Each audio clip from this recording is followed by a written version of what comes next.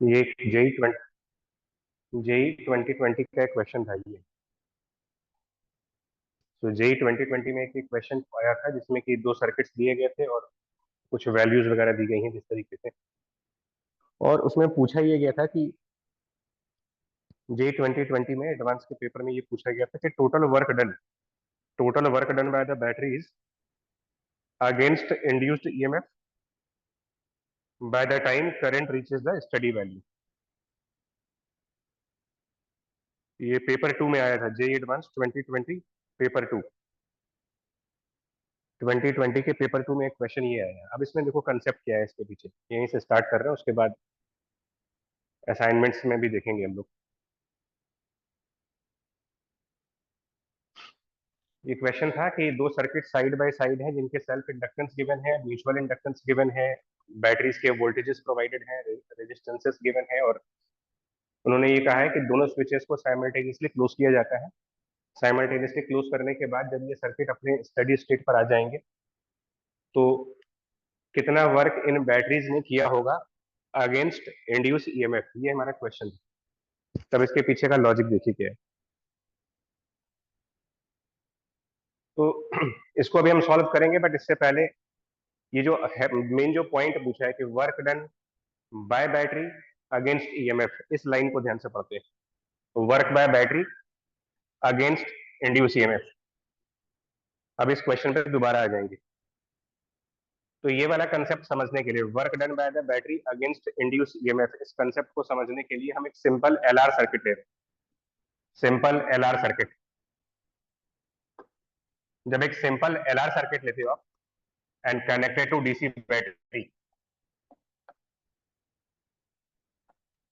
तो इस केस में जब हम लोग सॉल्विंग करते थे सिंपल एलआर सर्किट में, जो डिफरेंशियल इक्वेशन बनाते थे और उसके बाद जब करंट वगैरह की इक्वेशंस निकालते थे, तो हम कुछ इस तरीके की इक्वेशन बनाते थे कि अगर किसी टाइम पर इसमें करंट को आई मान ले, लेट स्मॉल आई करंट है, एक पर्टिकुलर टाइम पर करंट आई मान लेते हैं, तो इसकी जो डिफरेंशियल इक्वेशन बनाते थे वो ये बनाते थे कि L multiplied by D I upon D T plus I into R and equal to V. ये एक इक्वेशन बनाते थे हम लोग। L D I by D T plus I into R equal to V, इस तरीके की हमारी एक इक्वेशन बन जाती थी ना। एक काम करते हैं, इस इक्वेशन में अगर हम आई मल्टीप्लाई कर लें, इस पूरी इक्वेशन में आई और मल्टीप्लाई कर देते हैं, तो ये बेसिकली किरचॉफ इक्वेशन होगी। इसमें अगर करंट आई को मल्टीप्लाई कर दें तो यही इक्वेशन देखिए क्या बन जाती है, मल्टीप्लाइंग आई। इस इक्वेशन में अगर करंट आई मल्टीप्लाई कर देते हैं, then this is V into I square R, and यहाँ पर एक और आई मल्टीप्लाई कर लेंगे। किरचॉफ इक्वेशन लिखने के बाद उसको करंट से मल्टीप्लाई करके ये इक्वेशन बनेगी। अब इसको अगर हम मतलब इनके टर्म्स को एनालाइज करें कि v इंटू आई क्या चीज होता है, तो सर्किट्स के लिए एक रूल बताया गया था। स्पेशली बैटरीज के केसेस में ये कहा जाता है कि जब किसी भी बैटरीज के केसेस में आप v इंटू आई करते हो, मतलब voltage multiplied by current for any battery, किसी भी बैटरी के लिए जब वोल्टेज और करंट मल्टीप्लाई करते हैं तो ये उस बैटरी की पावर को इंडिकेट करता है। पावर मतलब कि वो बैटरी पर सेकंड कितना वर्क कर रही है। सो जो v इंटू आई है, ये बैटरी के रेट ऑफ वर्क डन को बता रहा है। बैटरी के वर्क करने का रेट, पावर पर सेकंड बैटरी कितना वर्क कर रही है, वो v इंटू आई है। आई स्क्वायर आर ये बता रहा है आपको कि पर सेकंड कितनी एनर्जी रेजिस्टेंस में हीट के फॉर्म में डिसिपेट हो रही है। v into I work, total work by the battery है, total work which is done by the battery. In fact work नहीं है, वर्क पर सेकंड है। v into I is the total work of a battery which is done per second. I square R energy dissipated in the resistance per second in the form of heat, और ये इसी work में से आ रहा है। इस equation का significance समझिएगा। इस इक्वेशन का सिग्निफिकेंस ये है कि बैटरी जो टोटल वर्क कर रही है, total work done by the battery, वो दो पार्ट्स में डिवाइड हो रहा है। The work of battery divided in the two parts. एक पार्ट बैटरी की वर्क का एक पार्ट रेजिस्टेंस में एज अ हीट चला जा रहा है, और बैटरी की वर्क का दूसरा पार्ट ये आ रहा है इंडक्टर में, जो इसके ईएमएफ के अगेंस्ट में जा रहा है। V into I, total work which is done by the battery, out of which I square R is the work from this battery in form of heat। ये जो सेकंड वाला पार्ट आप देख रहे हो, ये पार्ट, सिर्फ ये वो पार्ट है जो कि वर्क बाय द बैटरी है। It is work by battery, जो यहाँ पर जो ईएमएफ इंड्यूस हो रहा है उसके अगेंस्ट में, work by battery against EMF. This is the total work bye battery against EMF पर सेकंड। मतलब वर्क नहीं है, it is work per second है, पर सेकंड चल रही है, मतलब पावर निकाल रहे हैं इस पर सेकंड। इतना वर्क हम ईएमएफ के अगेंस्ट कर रहे हैं in a simple LR circuit, simple LR circuit में। अब इसी चीज को अगर मैं निकालूं कि टोटल वर्क कितना किया हमने, बैटरी ने टोटल कितना वर्क किया होगा जब तक ये सर्किट अपने स्टडी स्टेट में नहीं जा रहा है। तो total work done by the battery, total work done by the battery अगर आपको निकालना है जब तक कि ये सर्किट अपने स्टडी स्टेट में नहीं जा रहा है, तो टोटल वर्क निकालना है, फिर वो V इंटू आई होगा। अगर बैटरी का टोटल वर्क पूछ रहे हो आप कि टोटल कितना वर्क किया उसने, तो उसका आंसर ये है VI, और dt से मल्टीप्लाई करके इसको इंटीग्रेट करेंगे, VI dt, जिसके लिमिट्स हम 0 से t रखेंगे,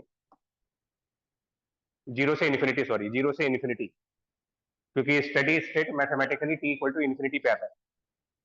ये total work done by the battery है, बट इस टोटल वर्क में, इस total work done by the battery में हीट वाला फॉर्म भी है और इंडक्टेंस वाला फॉर्म भी है। क्वेश्चन में पूछा गया है कि दैट अगेंस्ट ईएमएफ कितना वर्क किया, तो उसका आंसर ये वाला है, this is the work which is against EMF.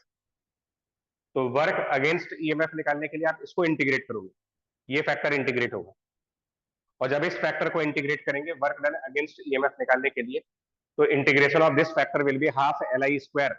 जब इसको इंटीग्रेट करेंगे और लिमिट्स 0 से I रखेंगे, तो आंसर बन जाएगा हाफ LI स्क्वायर। तो ये इसका कंसेप्ट है कि जो हाफ LI स्क्वायर है, जिसको हम ये बोलते हैं कि ये इंडक्टर की एनर्जी है, बेसिकली जिसको हम अपने इंडक्टर की एनर्जी बोल रहे हैं, वही चीज वर्क डन बाय बैटरी है against induce EMF.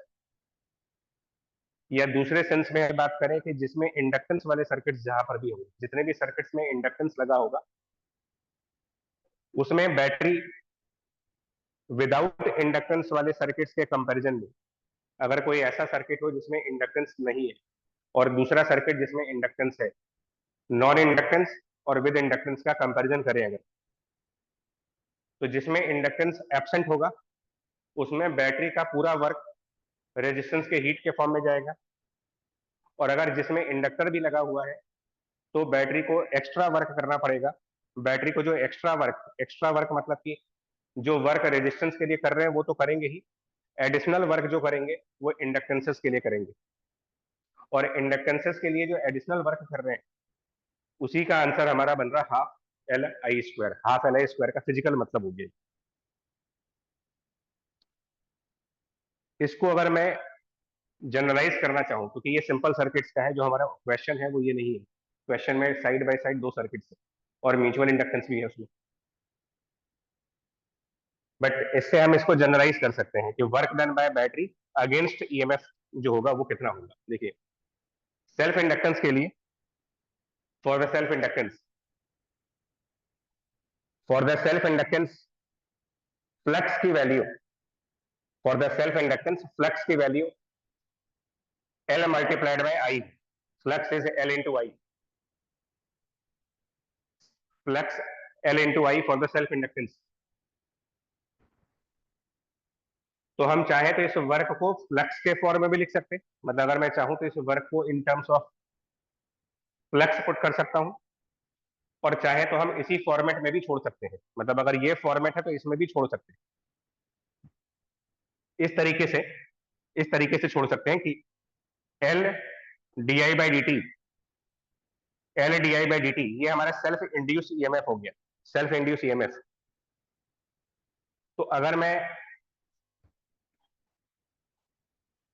Work by the battery, जो मैं एक्स्ट्रा वर्क कर रहा हूं, एक्स्ट्रा वर्क का मतलब यहां पर एक्स्ट्रा मींस अगेंस्ट ईएमएफ, तो this is I multiplied by, this I is multiplied by L D I by D T, जिसको कि हम इंड्यूस ईएमएफ बोलते हैं, सेल्फ इंड्यूस ईएमएफ। तो this is I multiplied bye EMF जो कि induce हुआ है यहाँ पर। अगर वैसे मैं बात करूं तो इंड्यूस ईएमएफ का फॉर्मूला विद साइन चेक करोगे तो minus L D I by D T है, बट मैग्नीट्यूड की बात करें तो आई इंटू इंड्यूस ईएमएफ। तो अगर आप ध्यान से देखेंगे, ध्यान से देखने पर रिलेशन समझ में आ रहा है। अगर टोटल वर्क निकालना है तो I is multiplied by its voltage, I multiplied by voltage करेंगे तो टोटल आएगा, और अगर उसी आई को इंड्यूस ईएमएफ से मल्टीप्लाई करते हैं तो ये ईएमएफ के अगेंस्ट का वर्क आएगा। और इन दोनों वर्क का जो डिफरेंस है, टोटल वर्क और ईएमएफ के अगेंस्ट वर्क, इनमें जो डिफरेंस है वो डिफरेंस रेजिस्टेंस के हीट के फॉर्म में जाएगा। अब जो क्वेश्चन है उसके ऊपर आएगा।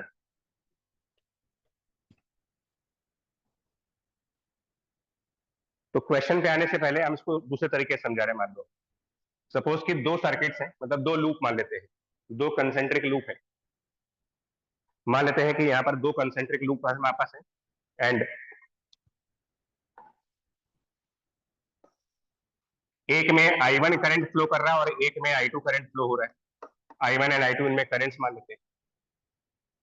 एक लूप की सेल्फ इंडक्टेंस L1 है, दूसरे लूप की सेल्फ इंडक्टेंस L2 है, और इनका म्यूचुअल इंडक्टेंस कैपिटल M।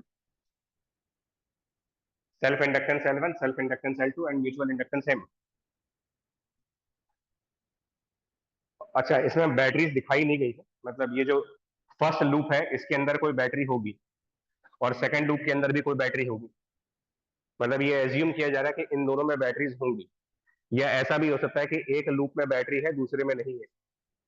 तो ये सब पॉसिबिलिटीज है, बैटरी दोनों में हो सकती है, किसी एक लूप में हो सकती है, इनसाइड लूप में हो सकती है, आउटसाइड लूप में हो सकती है। तो ना अगर चेक करा जाए कि ऐसी कंडीशन में इंड्यूस ईएमएफ कितना आ रहा है। अगर मैं टोटल इंड्यूस ईएमएफ की बात करूं, अंदर वाले लूप का इंड्यूस ईएमएफ कितना है और बाहर वाले लूप का इंड्यूस ईएमएफ कितना है। तो इंड्यूस ईएमएफ अंदर वाले लूप में इंड्यूस ईएमएफ दो तरीके से आएगा, एक इसके अपने सेल्फ इंडक्टेंस की वजह से आएगा और एक म्यूचुअल इंडक्टेंस की वजह से आएगा। सो टोटल इंड्यूस ईएमएफ जो अंदर वाले सर्किट में होगा, लूप वन का total induce EMF, one because of self, other because of mutual. Basic formula हमको पता है कि सेल्फ इंड्यूस और म्यूचुअल इंड्यूस ईएमएफ का फॉर्मूला क्या है। हमें सिर्फ ये देखना है कि दोनों ईएमएफ ऐड होंगे या सब्ट्रैक्ट होंगे, मतलब दोनों ईएमएफ का साइन ऐड कर लेंगे या फिर सब्ट्रैक्ट करेंगे, वो लेंज लॉ से देखेंगे। चेक करिए, जो डायरेक्शन ऑफ करंट दिखाया गया है, जो डायरेक्शन ऑफ करंट है इसके अकॉर्डिंग हम ये भी मान के चल रहे हैं कि I1 I2 दोनों इंक्रीज कर रहे हैं। एज्यूम कर लेते हैं कि I1 भी इंक्रीज हो रहा है और I2 भी इंक्रीज हो रहा है। लेंज लॉ लाते हैं, लेंज लॉ अप्लाई करते हैं। अगर करंट I1 की वैल्यू इंक्रीज कर रही है, अगर ये वैल्यू इंक्रीज कर रही है तो इसके अंदर self induce EMF increase of current को अपोज करना चाहेगा। इंक्रीज ऑफ करंट को अपोज करने के लिए सेल्फ इंड्यूस ईएमएफ की वजह से जो करंट आएगी उसके मैग्नेटिक फील्ड की डायरेक्शन I1 के मैग्नेटिक फील्ड की डायरेक्शन के अगेंस्ट होना चाहिए। करंट I1 की मैग्नेटिक फील्ड की डायरेक्शन, करंट I1 के मैग्नेटिक फील्ड की डायरेक्शन इनसाइड है। I1 इनसाइड डायरेक्शन में मैग्नेटिक फील्ड प्रोड्यूस कर रहा है, और अगर ये इंक्रीज करेगा तो इंड्यूस करंट इस तरीके से फ्लो होना चाहिए जिसकी मैग्नेटिक फील्ड बाहर की तरफ आए, और मैग्नेटिक फील्ड बाहर की तरफ लाने के लिए इंड्यूस ईएमएफ की वजह से एंटी क्लॉकवाइज करंट की टेंडेंसी बन रही है। इसमें एंटी क्लॉकवाइज करंट प्रोड्यूस होना चाहेगा because of self induce EMF. अब आते हैं म्यूचुअल इंडक्टेंस पे। सेल्फ इंडक्टेंस का क्लियर हो गया कि लूप वन में जो सेल्फ इंडक्टेंस है उसकी वजह से induce current anti clockwise generate होने की पॉसिबिलिटी आ रही है। नाउ म्यूचुअल इंडक्टेंस की वजह से यहां पर किस तरीके से करंट आएगी, तो म्यूचुअल इंडक्टेंस के टाइम पर जो फ्लक्स देखा जाता है वो दूसरे कॉइल के मैग्नेटिक फील्ड का होता है। अगर हम ये चेक करना चाह रहे हैं कि म्यूचुअल इंडक्टेंस की वजह से इसमें जो ईएमएफ इंड्यूस होगा वो किस तरीके से करंट प्रोड्यूस करेगा, तो उसके लिए म्यूचुअल इंडक्टेंस के लिए आप I2 के मैग्नेटिक फील्ड को लूप 1 में चेक करेंगे। मतलब हम ये चेक करेंगे कि लूप 1 में I2 करंट की वजह से कौन से डायरेक्शन में मैग्नेटिक फील्ड जा रही है। I2 की वजह से लूप 1 के अंदर इनसाइड मैग्नेटिक फील्ड जाएगी as per the direction.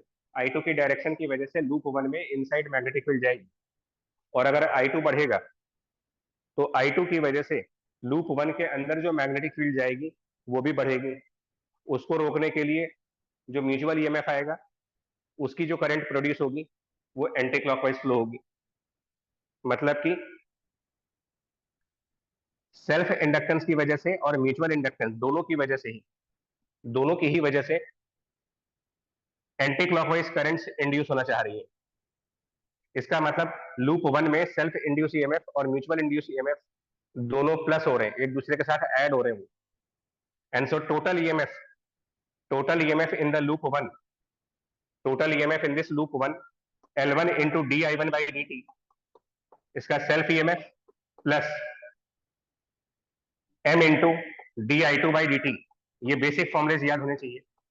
m into di2 by dt, ये टोटल ईएमएफ आएगा इन द कॉइल 1,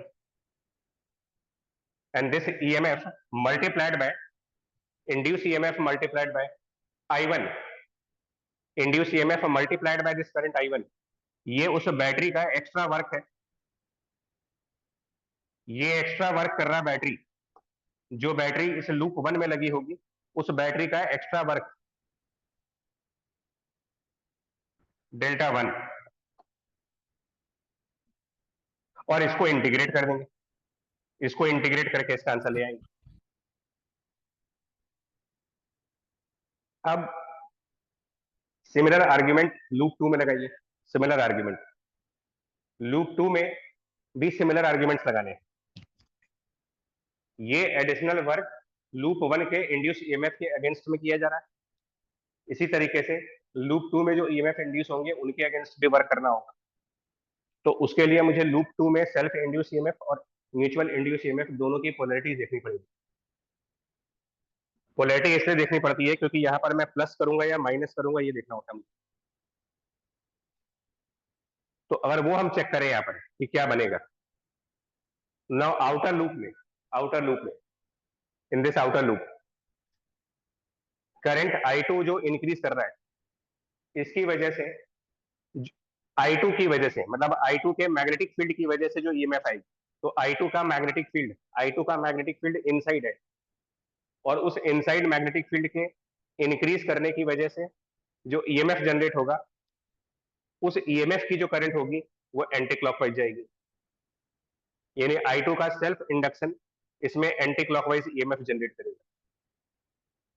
अब I1 की वजह से यहां पर कैसा ईएमएफ आएगा। I2 का self induce EMF anti clockwise आ रहा है। नाउ चेक ये करना है कि जो आउटर वाली लूप है उसमें I1 के म्यूचुअल इंडक्टेंस की वजह से कैसा ईएमएफ आएगा। तो अब हमें उसके लिए ये देखना पड़ेगा, हमें ये चेक करना पड़ेगा कि ये जो बाहर वाला सर्किल है, इस सर्किल में I1 के मैग्नेटिक फील्ड की वजह से फ्लक्स किस तरफ जा रहा है। I1 के मैग्नेटिक फील्ड की फ्लक्स इस बाहर वाले सर्किल में इनवर्ड जा रही है या फिर आउटवर्ड जा रही है। इसमें अगर हम चेक करें तो करंट I1 की मैग्नेटिक फील्ड, एक प्रॉपर्टी लूप की बताई गई थी कि जितने भी लूप होते हैं वो अपने इनसाइड और अपने आउटसाइड डिफरेंट डायरेक्शंस प्रोवाइड करते हैं। अगर मैं ये चेक करूंगा कि I1 का मैग्नेटिक फील्ड कौन सी डायरेक्शन में है, तो I1 के मैग्नेटिक फील्ड की डायरेक्शन लूप 1 के इनसाइड, I1 के मैग्नेटिक फील्ड की डायरेक्शन लूप 1 के इनसाइड क्रॉस होगी, लेकिन इसी I1 के मैग्नेटिक फील्ड की डायरेक्शन इस लूप के बाहर निकलते ही डॉट डायरेक्शन में जाएगी। Property of loop, inside outside different direction. So I1 की वजह से ये दो मैग्नेटिक फील्ड्स आ रही है। दैट मीन्स कि जो बाहर वाला लूप है, जितना एरिया बाहर वाले लूप का बन रहा है, जितना एरिया बाहर वाले लूप का बन रहा है, उसमें कुछ पार्ट्स में इनवर्ड मैग्नेटिक फील्ड जा रही है और कुछ पार्ट्स में आउटवर्ड मैग्नेटिक फील्ड आ रही है। सो नेट जो टोटल फ्लक्स बाहर वाले का बनेगा, बाहर वाले लूप का total flux because of magnetic field of I1 के मैग्नेटिक फील्ड की वजह से बाहर वाले सर्किल का फ्लक्स वो इन दोनों की वजह से आ रहा है। अब इनमें ज्यादा कौन सा होगा? तो एक और प्रॉपर्टी लूप की बताई गई है, लूप्स की एक और प्रॉपर्टी बताई गई है कि कोई भी लूप जितनी number of magnetic field lines अपने इनसाइड जनरेट करता है, उतनी ही मैग्नेटिक फील्ड लाइंस वो अपने आउटसाइड इंफिनिटी तक जनरेट करता है। Property of loop, because magnetic field lines close loop होती है, तो जो भी मैग्नेटिक फील्ड लाइन यहाँ पर है ये बाहर वाले से कनेक्ट हो रही होगी। सो जितनी मैग्नेटिक फील्ड की लाइंस इस सर्किल के अंदर क्रॉस डायरेक्शन में है, उतनी ही मैग्नेटिक फील्ड लाइंस इस सर्किल के बाहर डॉट डायरेक्शन में सरकमफ्रेंस और इन्फिनिटी के बीच में होगी। तो अगर सरकमफ्रेंस और इन्फिनिटी के बीच में number of dot magnetic field lines equal to the number of cross magnetic field lines, तो इसका मतलब इस लिमिटेड पार्ट में, इस लिमिटेड पार्ट्स में जो डॉट लाइंस होंगी, लिमिटेड पार्ट्स में जो डॉट लाइंस होंगी, इनका नंबर कम होगा, क्रॉस वाली लाइंस का नंबर ज्यादा होगा। सो अल्टीमेटली बाहर वाले सर्किल का जो म्यूचुअल फ्लक्स है उसमें क्रॉस वाली डायरेक्शन डोमिनेट कर जाएगी। क्रॉस वाली डायरेक्शन जब डोमिनेट कर जाएगी तो आप लेंज लॉ इसके हिसाब से देखेंगे, क्रॉस के हिसाब से।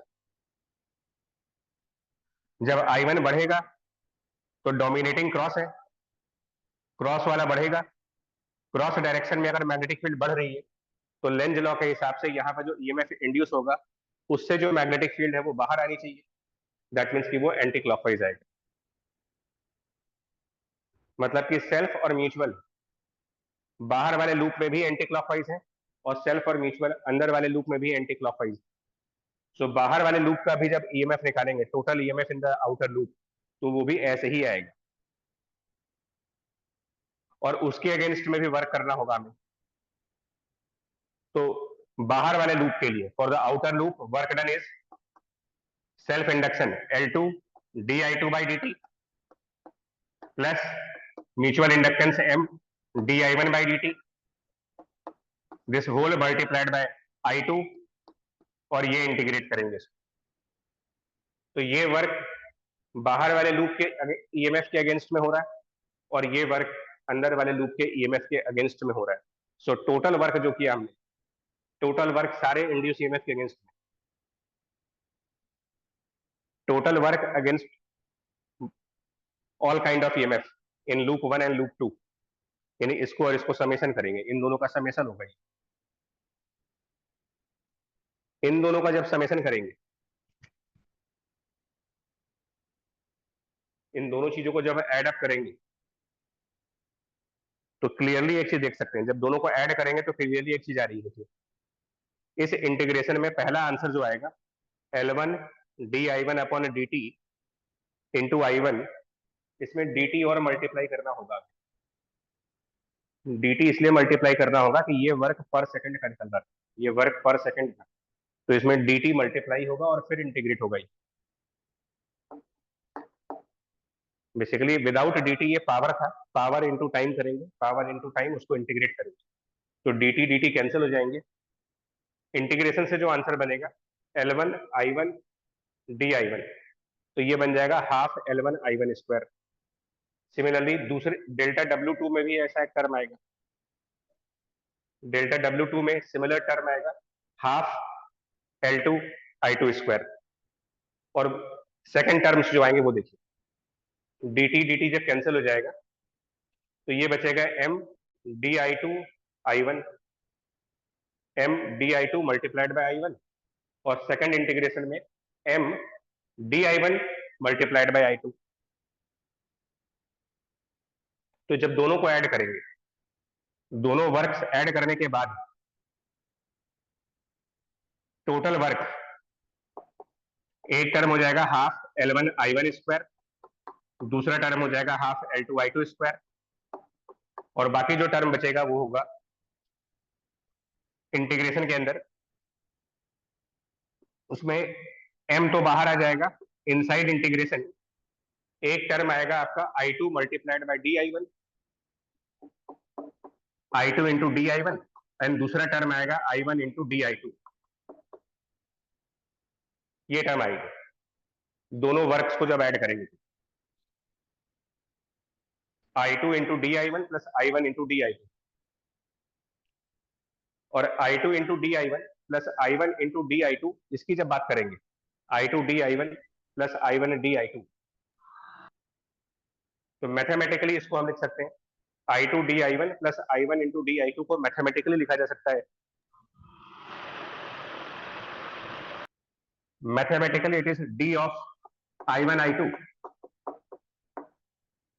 Mathematically that is derivative of I1 I2, और जब ये डेरिवेटिव ऑफ I1 I2 होगा तो इसका इंटीग्रेशन I1 I2 आ जाएगा।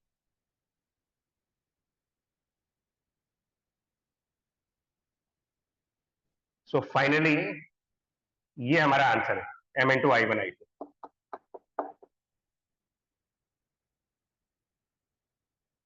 ये वो टोटल वर्क है जो सर्किट में पूछा गया है। अब आपका काम ये होगा कि दोनों सर्किट्स में I1 और I2 निकालने होंगे, और वो स्टडी स्टेट पर निकालने हैं, तो स्टडी स्टेट पर इंडक्टेंसेस को इग्नोर कर दिया जाएगा। जो ओरिजिनल क्वेश्चन था हमारा उसके अंदर इंडक्टेंसेस को इग्नोर करके उनको एक नॉर्मल वायर मान लेंगे, नॉर्मल वायर्स मान करके I1 I2 निकाल लेंगे, और इससे हमारा फाइनल आंसर आ जाएगा जो पूछा गया। इसमें कंसेप्चुअल पॉइंट एक और भी है कि यहाँ पर जरूरी नहीं कि ये प्लस का ही साइन है, L1 और L2 तो हमेशा प्लस के साइन होंगे, लेकिन m के साथ प्लस की जगह माइनस भी आ सकता है, वो डिपेंड करेगा I1 और I2 की डायरेक्शंस क्या दी गई है। हम लोगों ने I1 I2 की सेम डायरेक्शंस मानी हुई है, तो हमने I1 I2 की सेम डायरेक्शन मानी है, तो वो प्लस का साइन आ रहा है। अगर मैं I1 और I2 की डायरेक्शंस को अपोजिट मान के चलता तो यहाँ पर माइनस का साइन बनेगा, मतलब कि इन जनरल यहाँ पर पॉजिटिव साइन भी आ सकता है और इन जनरल यहाँ पर एक नेगेटिव साइन भी आ सकता है। तो आपको देखना होगा कि जो ओरिजिनल क्वेश्चन जेई का दिया गया है उसके अंदर क्या कंडीशन है, उसके अंदर दोनों लूप्स में जो करंट है वो सेम डायरेक्शंस की है या फिर अपोजिट डायरेक्शंस की है। और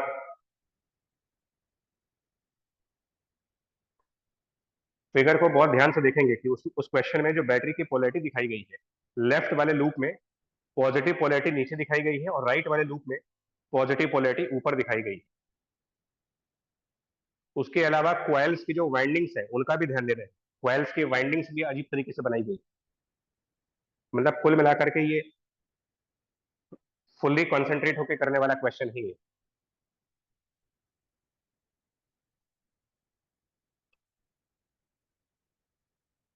अगर सिंपल सा रूल है, देखिए सिंपल सा एक रूल है कि भाई हमने जो माना था, हमारे में ये हुआ था कि जो भी हमारे ईएमएफ देखे गए वो क्रॉस की वजह से देखे गए, मतलब अंदर वाले लूप और बाहर वाले लूप में फ्लक्स सेम डायरेक्शन के मैग्नेटिक फील्ड्स की वजह से आ रहा है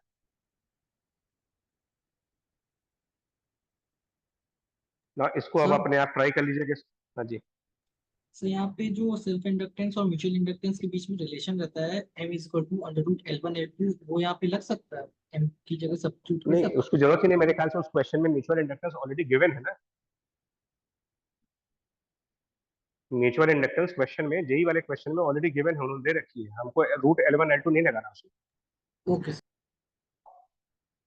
उसमें एक्चुअली ध्यान से पढ़िए क्वेश्चन, तो L1 L2 M तीनों दे रखे हैं उन्होंने। बेसिकली हम लोग को उस क्वेश्चन में सिर्फ I1 I2 निकालना है, और वो भी स्टडी स्टेट पर निकालना है।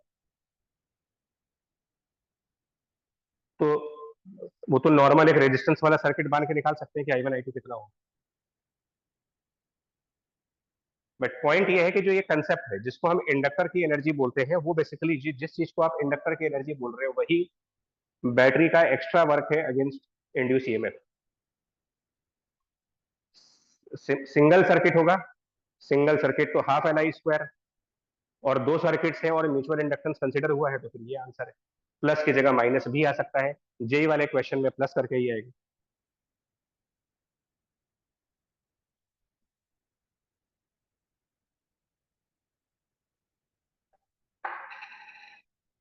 एक्चुअली किसी ने डाउट पूछा था, तो डाउट जब पूछा था तो आप ऑनेस्टली बताओ इसको कैसे मतलब मैसेज में बता दिया जाए, क्या मैसेज कर रहे हैं कि ये समझा दे।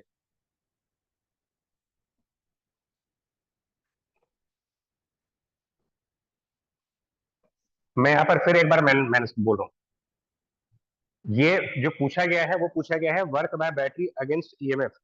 अगर ये लाइन ना लिखी होती और सिर्फ ये होता है find the total work bye battery, तो टोटल वर्क बाय बैटरी अगर पूछेंगे तो ये जो अभी हम लोगों ने आंसर निकाला है ये वाला आंसर, और प्लस करेंगे इसमें जितनी एनर्जी रेजिस्टेंस में हीट के फॉर्म में चली गई है, total work bye battery.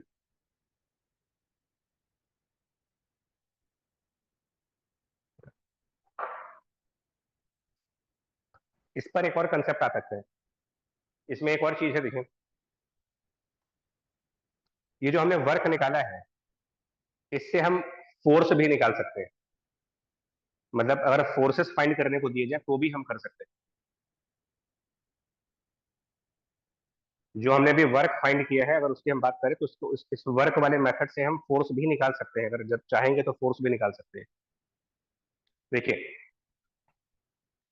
Simple LR circuit की बात करते हैं, द सिंपल एलआर सर्किट।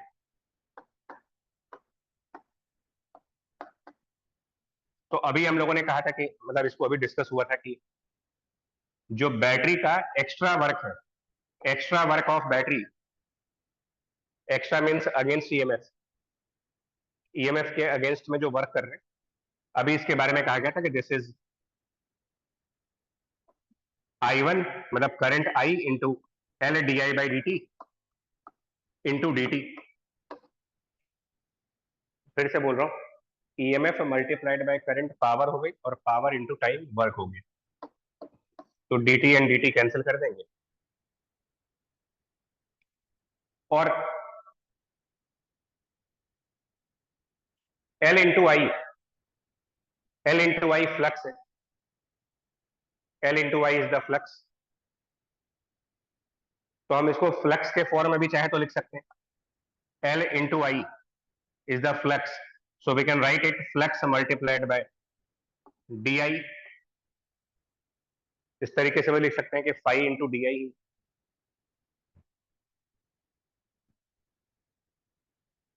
इस तरीके से लिख सकते हैं कि this is flux phi multiplied by D I, मतलब अगर रिक्वायरमेंट होगी तो। कहने का मतलब मेरा ये है कि अगर मैं वर्क निकाल सकता हूं तो फिर फोर्स भी निकाल सकते हैं। अगर मान लीजिए बैटरी का वर्क निकाला है तो इसी प्रोसेस से हम फोर्स भी निकाल सकते हैं। वो समझा रहे कैसे, देखिए यहाँ पर एक बात और समझनी है हमें, इसमें जो फाई है वो कांस्टेंट नहीं है। आपने एल इंटू आई को फाई लिखा है, बट याद करिए एलआर सर्किट में जो करंट होता है वो फंक्शन ऑफ टाइम होता है। मतलब जो आई है उसकी अपनी एक इक्वेशन होती है we upon are into 1 - e⁻³ उसकी एक अपनी इक्वेशन है, विच मीन्स कि आई टाइम का फंक्शन है। तो एल इंटू आई जिसको फ्लक्स कर रहे हैं ये वेरिएबल क्वांटिटी होगी, मतलब ये टाइम के साथ बदल रही है। एंड डी ऑफ आई मतलब आई तो ऑटोमेटिकली वेरिएबल है और flux is also variable quantity.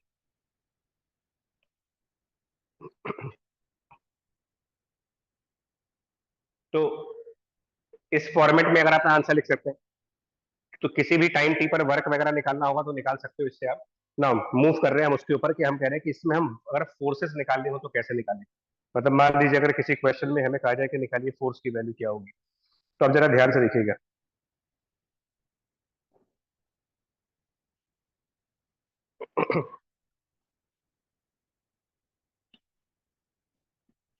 ये मैं एक्चुअली उस लॉजिक पे आ रहा हूँ, मैं ये जो लॉजिक है वो बेसिकली कैपेसिटर के डाइलेक्ट्रिक से लिए गए। कैपेसिटर के डाइलेक्ट्रिक में भी हमने फोर्स निकालना सीखा है और उसी को यूज करेंगे इंडक्टेंस में भी फोर्स निकालने के लिए। कैपेसिटर के डाइलेक्ट्रिक में जब फोर्स निकालना था हमें तो हम लोग F equal to D U by D X वाला कंसेप्ट लगा रहे थे। F equal to D U by D X करके कैपेसिटर के डाइलेक्ट्रिक वाले क्वेश्चन के अंदर फोर्सेस की डेरिवेशन की गई थी। तो कुछ वैसा ही काम हम यहाँ पर करने वाले, सिमिलर तरीके का काम हम यहाँ पे करने वाले हैं। अब देखिएगा,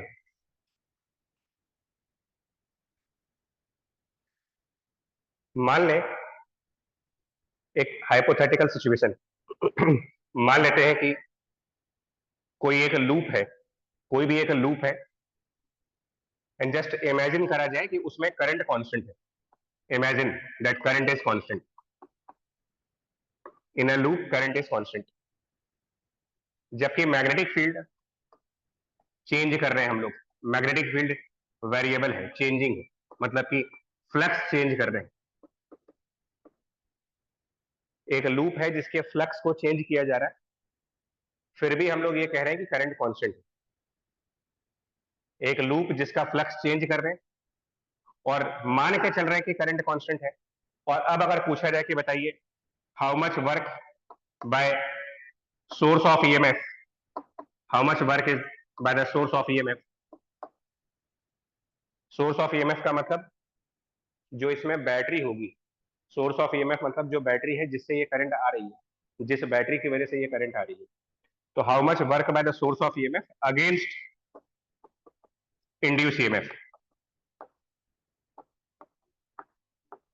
ये निकालना मान लीजिए.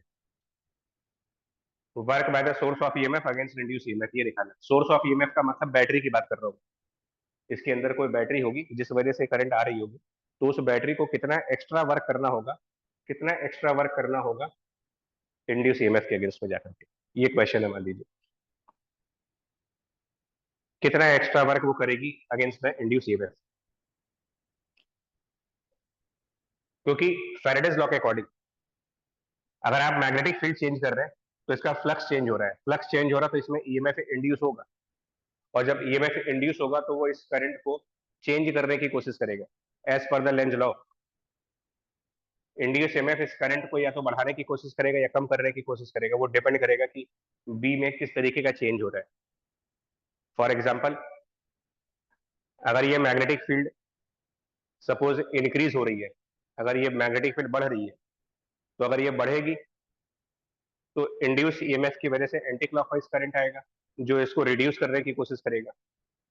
और जब वो रिड्यूस करने की कोशिश करेगा तो उसके अगेंस्ट में बैटरी को वर्क करना है.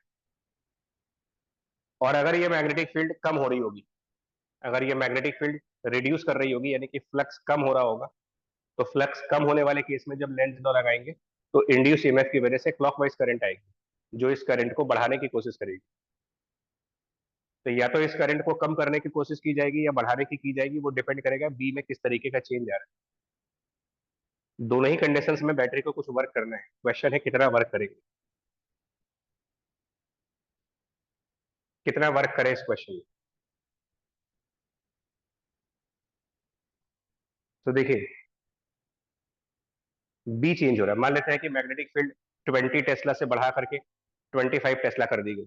20 टेस्ला से बढ़ा करके 25 टेस्ला कर दिया उसको, और पूछ ले कि कितना वर्क किया इसमें. तो कंसेप्ट देखते हैं. लूप का एनालॉग कई बार डाइपोल से लिया गया है. जो लूप है उनके एनालॉग्स को हमने डाइपोल से लिया हुआ है. अब क्या होता है कि जो लूप है अगर वो मैग्नेटिक फील्ड के अंदर रखा है तो उसकी एक पोटेंशियल एनर्जी नाम की चीज डिफाइन करी जाती है. अगर कोई भी लूप है जिसको मैग्नेटिक फील्ड में रखा है तो डाइपोल के एनालॉग पर, जैसे डाइपोल होता है उसी के एनालॉग पर हम यहाँ पर एक पोटेंशियल एनर्जी नाम की चीज बोलते हैं. और थोड़ा और सिंपल तरीके से समझाने की कोशिश करें अगर मान लीजिए एक और सिंपल वे में, तो इसको ऐसे समझ सकते हो.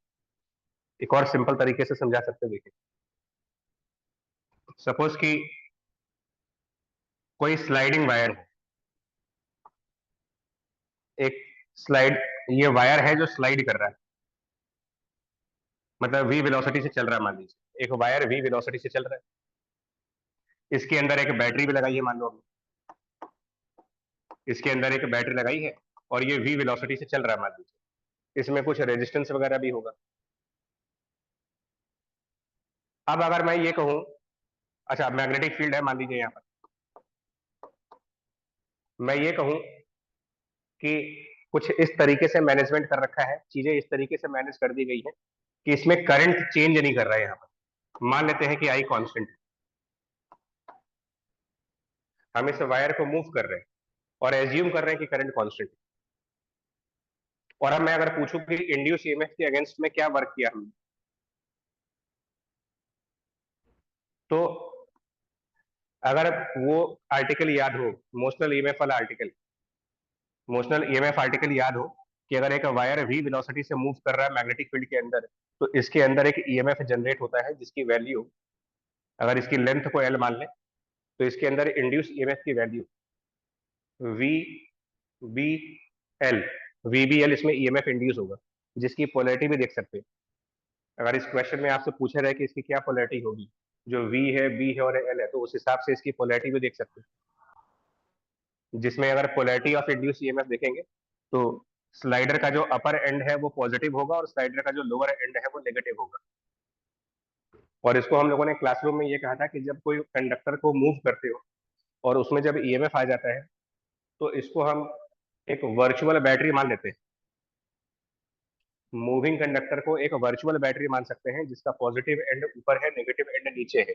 यानी एक तरीके से इस लूप के अंदर दो बैटरीज हैं, एक फिजिकल बैटरी, एक फिजिकल रियल बैटरी, और एक नॉन फिजिकल वर्चुअल बैटरी जो ईएमएफ के इंड्यूस होने की वजह से आ रही। डिटेल में तो नहीं जा रहे हैं क्योंकि पोलैरिटी एंड ऑल वो आप अपने लेवल पर खुद ही देख सकते हो कि जो ईएमएफ इंड्यूस होगा उसका प्लस माइनस कैसे देखते हैं।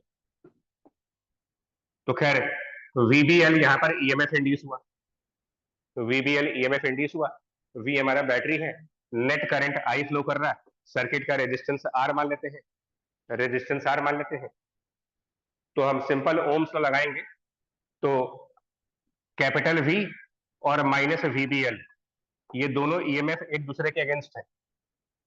करंट इलेक्ट्रिसिटी में दो बैटरीज का सीरीज कॉम्बिनेशन बनाएगी, तो ये दो बैटरी सीरीज में लगी हैं बट पॉजिटिव पॉजिटिव साथ में जुड़ गए हैं, तो दो बैटरी सीरीज में और प्लस एंड प्लस को एक साथ जोड़ने पर ईएमएफ सब्ट्रैक्ट हो जाते हैं, equal to I L I R, ये आ जाएगा। सिंपल एग्जांपल से समझा रहे हैं, ये थोड़ा कॉम्प्लिकेट हो जाएगा। नाउ इसमें अगर हम पूरी इक्वेशन में आई मल्टीप्लाई कर देते, एंटायर इक्वेशन में आई मल्टीप्लाई कर दीजिए, पूरे इक्वेशन में, इस पूरे इक्वेशन में आई मल्टीप्लाई कर दें, तो v into I equal to I square R plus V B L into I, ये बन जाएगा। अब अगर हम इसको फिर से एनालाइज करें कि ये इक्वेशन क्या बने, अगर फिर उसी तरीके से इसको भी एनालाइज करने की कोशिश करें, तो V बैटरी का वोल्टेज है, I सर्किट में करंट है, सो V into I power of battery, rate of work done by the battery, मतलब इस बैटरी ने जो, ये बैटरी जो वर्क कर रही है वो है, फिर से वैसे ही हो रहा है। बैटरी जो वर्क कर रही है उसमें से आई स्क्वायर आर, ये वो पार्ट है जो रेजिस्टेंस में चला गया, आई स्क्वायर आर सर्किट के रेजिस्टेंस में डिसिपेट हो गया। तो ये जो एक्स्ट्रा टर्म देख रहे हैं हम, ये जो एक्स्ट्रा टर्म देख रहे हो आप वीबीएल इंटू आई, इस एक्स्ट्रा टर्म को हम कहेंगे कि ये उसी बैटरी का एक्स्ट्रा वर्क है ईएमएफ के अगेंस्ट में। वीबीएलआई, वीबीएलआई इसको बोलोगे कि बैटरी का एक्स्ट्रा वर्क ईएमएफ के अगेंस्ट किया गया है यहां पर। तो इस एग्जांपल में,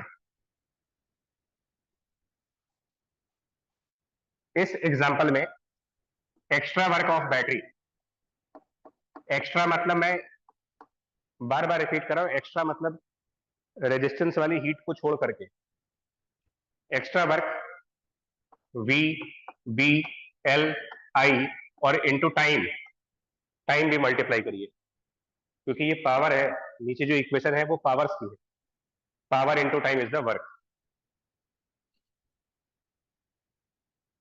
अब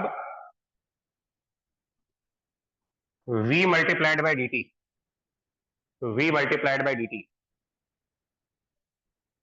v मल्टीप्लाइड बाय dt इस वायर का डिस्प्लेसमेंट हो जाएगा, v इंटू dt इस वायर का डिस्टेंस कवर हो गया, और उसमें l और मल्टीप्लाई कर दें, l फर्दर मल्टीप्लाई कर दें, तो v इंटू dt जितना ये वायर ट्रेवल करेगा, जितना ये आगे बढ़ेगा वो v dt, और multiplied by this l, change of area बोल सकते हैं, ये एरिया में चेंज आया, V D T multiplied by L, जो एक्स्ट्रा एरिया जाएगा, और extra area multiplied by B, extra area multiplied by this magnetic field, ये एक्स्ट्रा फ्लक्स आ गया। एक्स्ट्रा फ्लक्स जो लूप में जाएगा, क्योंकि पहले जो फ्लक्स जा रहा था वो इतने एरिया से पास हो रहा था, ये स्लाइडर जब आगे जाएगा तो फ्लक्स ज्यादा एरिया से पास करेगा, एंड सो ये आंसर बनेगा I multiplied by change in the flux, I into D phi. ध्यान दीजिएगा, पीछे फाई इंटू डी आई आया था, अब की बार ये आई इंटू डी फाई आ रहा है।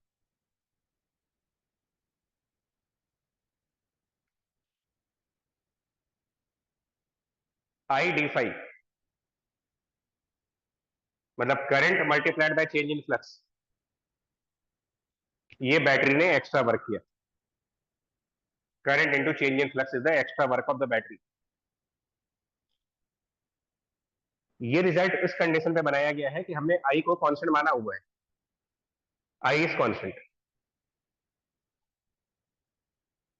मतलब कि जहां पर करंट कांस्टेंट है, जिस जगह पर करंट कांस्टेंट है, उनमें अगर बैटरी का एक्स्ट्रा वर्क निकालना हो अगेंस्ट ईएमएफ, तो आई डी फाई इसको इंटीग्रेट कर लेंगे, इंटीग्रेशन आई डी फाई का लगा देंगे। ये अलग कंसेप्ट है, क्योंकि इसमें हमने ये माना है कि current in the circuit remains constant, constant current है, वर्क निकालना है आई डी फाई। और दूसरा कंसेप्ट जो अभी वो जेई का न्यूमेरिकल डिस्कस कर रहे थे, जिसमें इंडक्टेंसेस काउंट किए गए थे, इस सर्किट में कोई इंडक्टेंस नहीं दिया गया है, सर्किट में हमने कोई इंडक्टेंस काउंट नहीं किया है इसमें। तो विदाउट इंडक्टेंस वाले सर्किट्स में अगर आप हो और कहते हैं करंट कांस्टेंट, तो फिर ये विद इंडक्टेंस वाले सर्किट्स में है, और चाहे विद इंडक्टेंस का मतलब सिंगल एलआर सर्किट या दो सर्किट्स जिसमें आपस में म्यूचुअल इंडक्टेंस भी दिया गया है, तो अभी जो हम लोगों ने डिस्कस किया है वो लगाने में।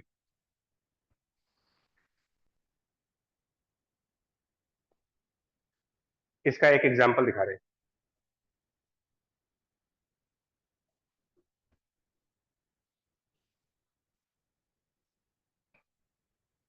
इसका एक एग्जांपल ये है कि ये बड़ा फेमस एग्जांपल भी है कि एक I1 करके लॉन्ग वायर दिया गया है, और इसके साइड में कोई एक लूप बनाया गया है, मान लीजिए इसके साइड में कोई एक लूप टाइप का बना रखा है। तो इक्वेशन कई बार कर चुके होंगे हम लोग, और वो सब डिस्टेंस वगैरह दी गई है, मतलब ये एल दिया गया है, ये डिस्टेंस ए प्रोवाइडेड है, स्क्वायर मान लेते हैं इसको। और क्वेश्चन ये था कि इसको राइट वाली साइड के अबाउट, जो इसकी राइट वाली साइड है, इस राइट वाली साइड के अबाउट 180 डिग्री घुमा देते हैं, और इसमें एक कांस्टेंट करंट I2 फ्लो कर रही है, कांस्टेंट करंट I2 फ्लो हो रहा है इसके अंदर, और ये लूप 180 डिग्री रोटेट करके दूसरे साइड ले जाओ, इसको 180 डिग्री टर्न करके इधर ले आए, तो इस प्रोसेस में कितना वर्क किया गया, I2 को टर्न करने के प्रोसेस में हमने कितना वर्क किया है, अगर ये पूछा जाए मान लीजिए कितना वर्क किया है इस प्रोसेस में, अब ये लगा सकते हो I D phi. I D phi इसमें लगा सकते हैं, क्योंकि क्योंकि आई कांस्टेंट है, आई अगर कांस्टेंट है तो आई डी फाई मतलब अल्टीमेटली हमको फ्लक्स में चेंज निकालना है। अब फ्लक्स में चेंज निकालने के लिए क्या करेंगे, पहले हम इसका इनिशियल फ्लक्स फाइंड करेंगे। अब वो आपको तरीका पता होना चाहिए कि फ्लक्स कैसे निकालेंगे। इस स्क्वायर में इनिशियल फ्लक्स निकालने के लिए, इस स्क्वायर का इनिशियल फ्लक्स फाइंड आउट करने का जो प्रोसेस है वो ये है कि इसके अंदर एक डिफरेंशियल स्ट्रिप लेते हैं, मतलब एक्स डिस्टेंस पे, और dx करके एक स्ट्रिप मानते हैं, उस स्ट्रिप का फ्लक्स निकालते हैं, मैग्नेटिक फील्ड लॉन्ग वायर का यूज करते हैं,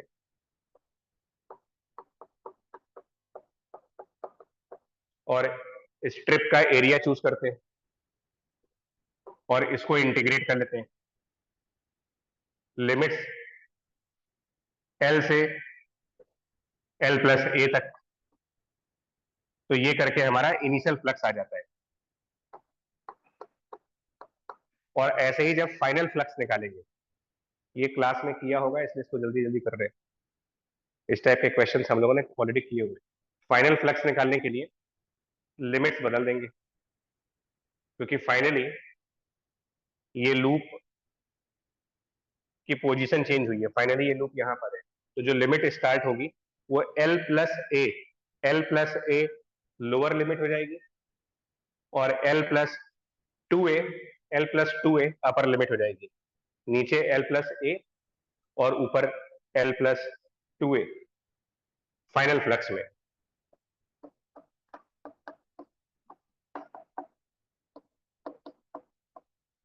लिमिट्स ये हो जाएंगी, बाकी फंक्शन यही रहेगा, यही फंक्शन रहेगा।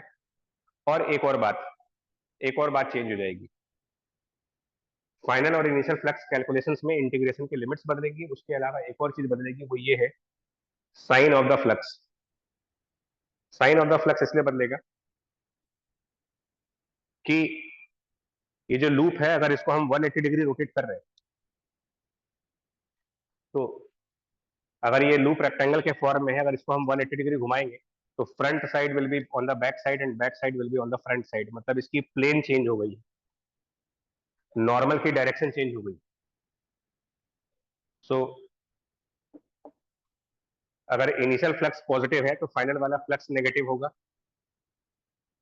या अगर इनिशियल को नेगेटिव मानेंगे तो फाइनल वाले को पॉजिटिव मानेंगे। साइन में फर्क होगा, ये प्लस है तो ये माइनस है, ये माइनस है तो वो प्लस, अब उल्टा होगा ये।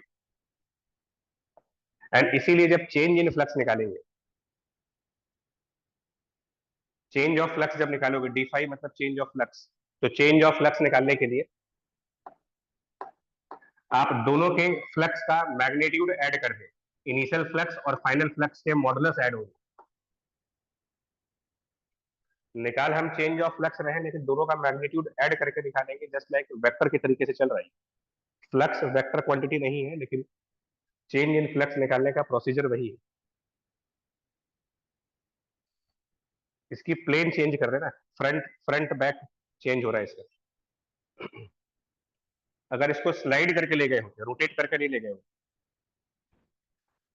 इसको रोटेट करके नहीं ले गए होते, ऐसे खिसका करके ले गए होते, स्लाइड करके, तो अगर स्लाइड करके ले गए होते तो फिर यहाँ पर माइनस का साइन आएगा बीच, क्योंकि तब उसका प्लेन ऑफ कॉइल चेंज नहीं कर रहे।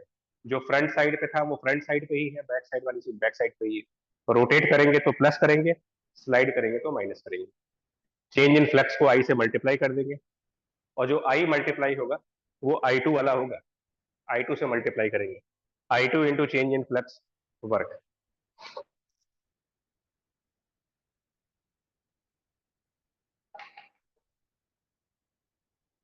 तो जो जेई का क्वेश्चन है वो भी डिस्कस हो गया, प्लस सेकंड केस ये डिस्कस हो गया, वर्क निकालने वाले क्वेश्चंस। और दोनों में हमारी इनिशियल अप्रोच एक ही है। इनिशियल अप्रोच क्या थी हमारी, कि हमने किरचॉफ इक्वेशन लगाई, उसमें हमने आई मल्टीप्लाई किया और वहां से देख करके बताया कि कौन सा वर्क बैटरी टोटल कर रही है, उसमें से कितना रेजिस्टेंस में जा रहा है, उसको माइनस कर दीजिए, बचा हुआ जो भी वर्क है वही वो आप ईएमएफ के अगेंस्ट में कर रहे हैं।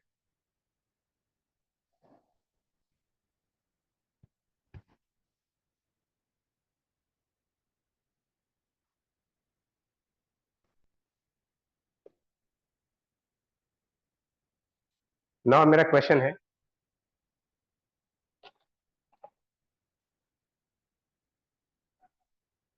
ना एक क्वेश्चन मेरा आपके साथ ये है कि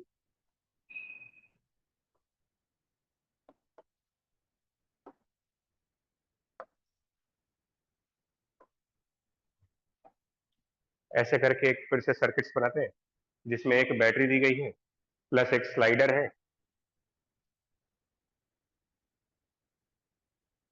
और इस क्वेश्चन में ये दिया हुआ है कि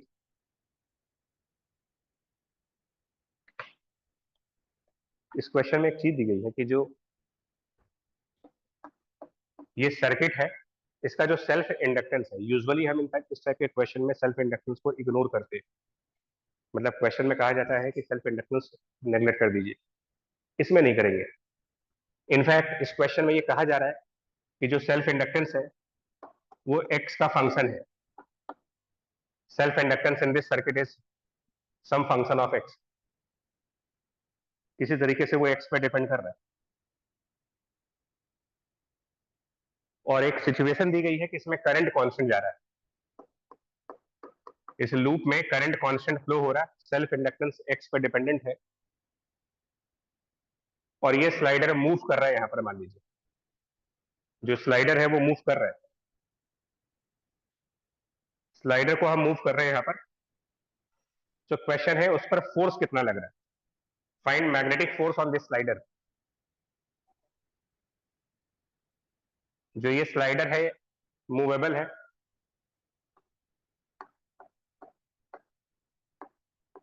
क्वेश्चन पूछ रहा है what magnetic force will act on this slider.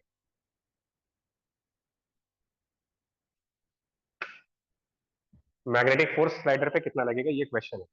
ये थोड़ा डिफरेंट क्वेश्चन है, नॉर्मल क्वेश्चन से अलग है। नॉर्मली इस टाइप के सभी क्वेश्चंस में हम रेजिस्टेंस काउंट करते हैं बट इंडक्टेंस काउंट नहीं करते। तो जो मैं आपसे कह रहा था कि अगर हम वर्क निकाल सकते हैं तो फोर्स भी निकाल सकते हैं। हमारा क्वेश्चन है कि इस स्लाइडर के ऊपर मैग्नेटिक फोर्स कितनी लग रही होगी। और अभी एक डिस्कशन, जस्ट अभी एक डिस्कशन कंप्लीट किया गया था कि अगर आई कांस्टेंट है, अगर आई कांस्टेंट है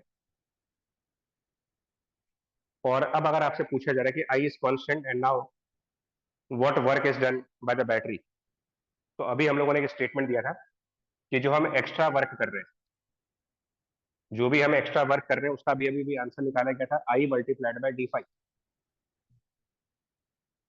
सो आई इंटू डी फाइव अभी जस्ट नाउ अभी कंप्लीट किया गया था कि ये हम इतना वर्क कर रहे हैं।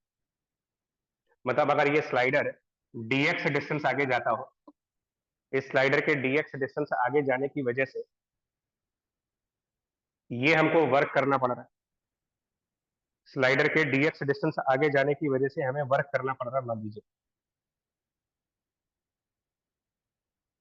तो अपने आप समझ सकते हैं फोर्स निकालने के लिए क्या कर सकते हैं। अगर हमने वर्क कैलकुलेट कर लिया है for the displacement of dx, तो this work will be f multiplied by dx।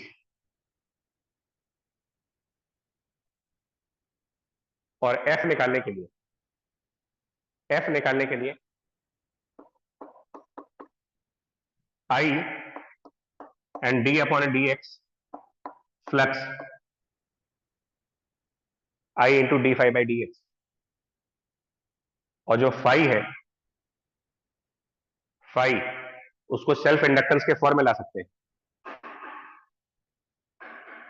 Phi और सेल्फ इंडक्टेंस और करंट में रिलेशन है, फ्लक्स, सेल्फ इंडक्टेंस, करंट, तीनों में आपस में रिलेशन है। उस रिलेशन के बेस पर ये एफ आएगा। एक्चुअली यहां पर एल इंटू आई लिख देंगे, एल इंटू आई, फाई की जगह एल इंटू आई। और आई कांस्टेंट है तो आई स्क्वायर बाहर and D by D X of L, I square D L by D X. और L as a function of question में दिया जाएगा।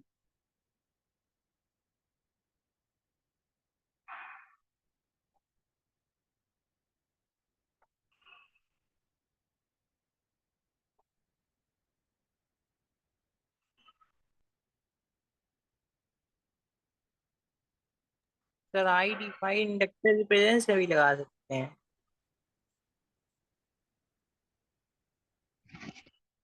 फिर से बोलिए क्या पूछ रहे थे। सर आई डिफाई वाला मामला इंडक्टर की प्रेजेंस में भी लगा सकते हैं। अच्छा देखिए ऐसे चलिए,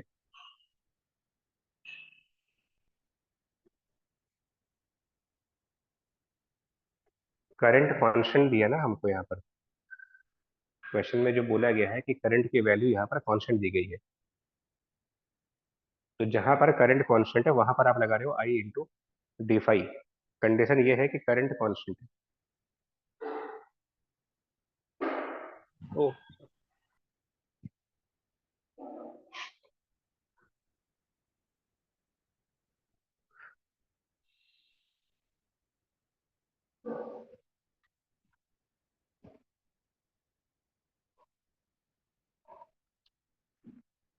ये हमारा जो डाउट भेजा था सर उसके बेस पर नेटवर्क को, सर इसमें अगर मैग्नेटिक फील्ड भी इन्वॉल्व होती तो फ्लक्स उसके थ्रू भी काउंट करते हैं। क्या चीज? अगर इसी क्वेश्चन में मैग्नेटिक फील्ड भी होती तो फ्लक्स उसके थ्रू भी काउंट करते हैं ना।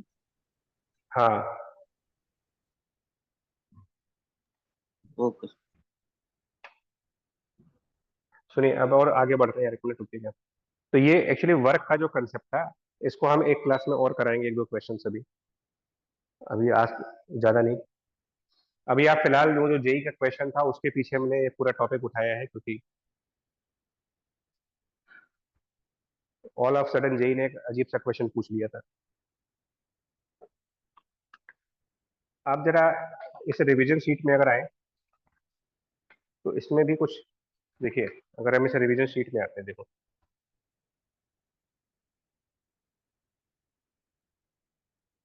तो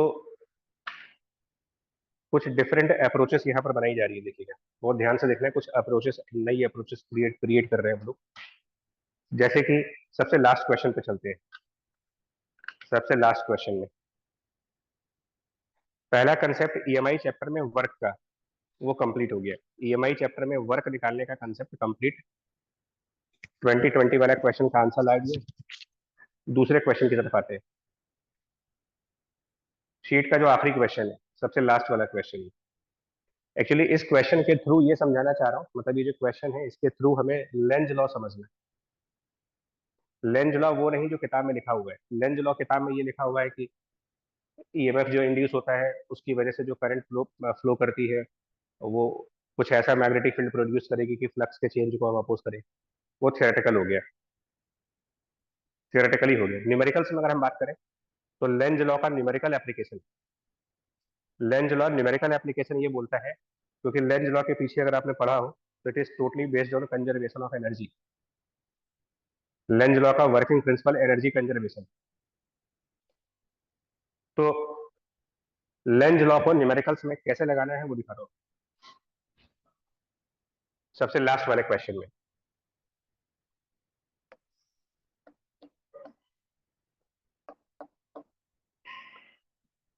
इसमें एक रिंग प्रोवाइड की गई है जिसका साइज वगैरह क्वेश्चन में दिया है।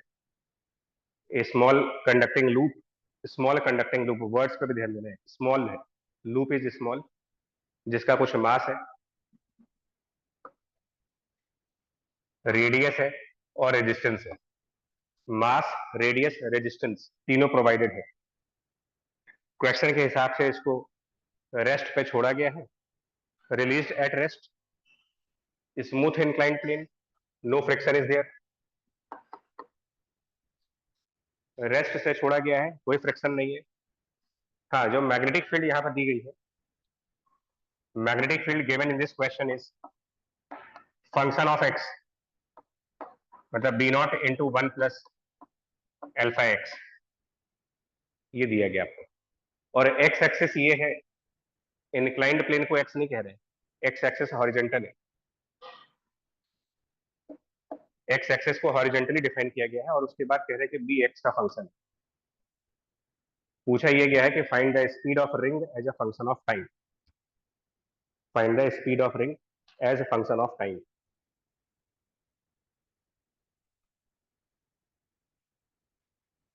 Find speed of ring as a function of time. Small loop है, वर्ड्स का भी इंपॉर्टेंस है अपने। सो देखिए, हमारी जो जनरल अप्रोच होती है, मतलब अगर हम जनरल अप्रोच की बात करें बेस्ड ऑन द इलस्ट्रेशंस जो एग्जांपल्स करते हैं, उसके बेस पर अगर चले तो हम ये सोचते हैं कि velocity as a function of time निकालने को कह रहे हैं, तो हम पहले फोर्स वगैरह निकालेंगे। फोर्स निकालेंगे, न्यूटन सेकंड लॉ लगाएंगे, F equal to M A, acceleration निकालेंगे और उससे करेंगे। ये एक नॉर्मल थिंकिंग होती है कि हम इस तरीके से चलेंगे। इसमें गलती कुछ नहीं है। मोस्ट ऑफ द क्वेश्चंस में हम यही काम करते हैं कि पहले टी टाइम बाद, टी टाइम बाद हम इंड्यूस ईएमएफ निकालते हैं, करंट निकालते हैं, फोर्स निकालते हैं, न्यूटन सेकंड लॉ लगाते हैं, एक्सेलरेशन निकालते हैं और फिर काइनेमेटिक्स में जाते हैं। पॉइंट सिर्फ इतना सा है कि क्या इस क्वेश्चन में फोर्स फाइंड आउट कर सकते हैं, मतलब जब इसमें ईएमएफ इंड्यूस हो चुका होगा और कुछ करंट फ्लो कर गई होगी, तो क्या हम फोर्स निकाल पाएंगे? क्योंकि सिचुएशन एक लूप की है। ज्यादातर क्वेश्चंस में हमारे पास लूप नहीं मूव करता है, स्लाइडिंग वायर मूव करता है। तो ये थोड़ी डिफरेंट सिचुएशन है ना। Loop is moving. लूप की प्रॉपर्टीज बताते हैं। लूप के बारे में ये कहा जाता है कि अगर किसी लूप में करंट है और अगर वो यूनिफॉर्म मैग्नेटिक फील्ड के अंदर है, लूप है, करंट है और मैग्नेटिक फील्ड यूनिफॉर्म है, तो उस लूप पर जीरो फोर्स आती है। बट क्योंकि यहाँ मैग्नेटिक फील्ड यूनिफॉर्म भी नहीं है, सो मतलब मामला यहाँ पे जाके फंस रहा है कि how will you find the loop force on this loop, how will you find force on this loop in a non uniform magnetic field. ये जो यहाँ पर जाके क्वेश्चन फंसेगा।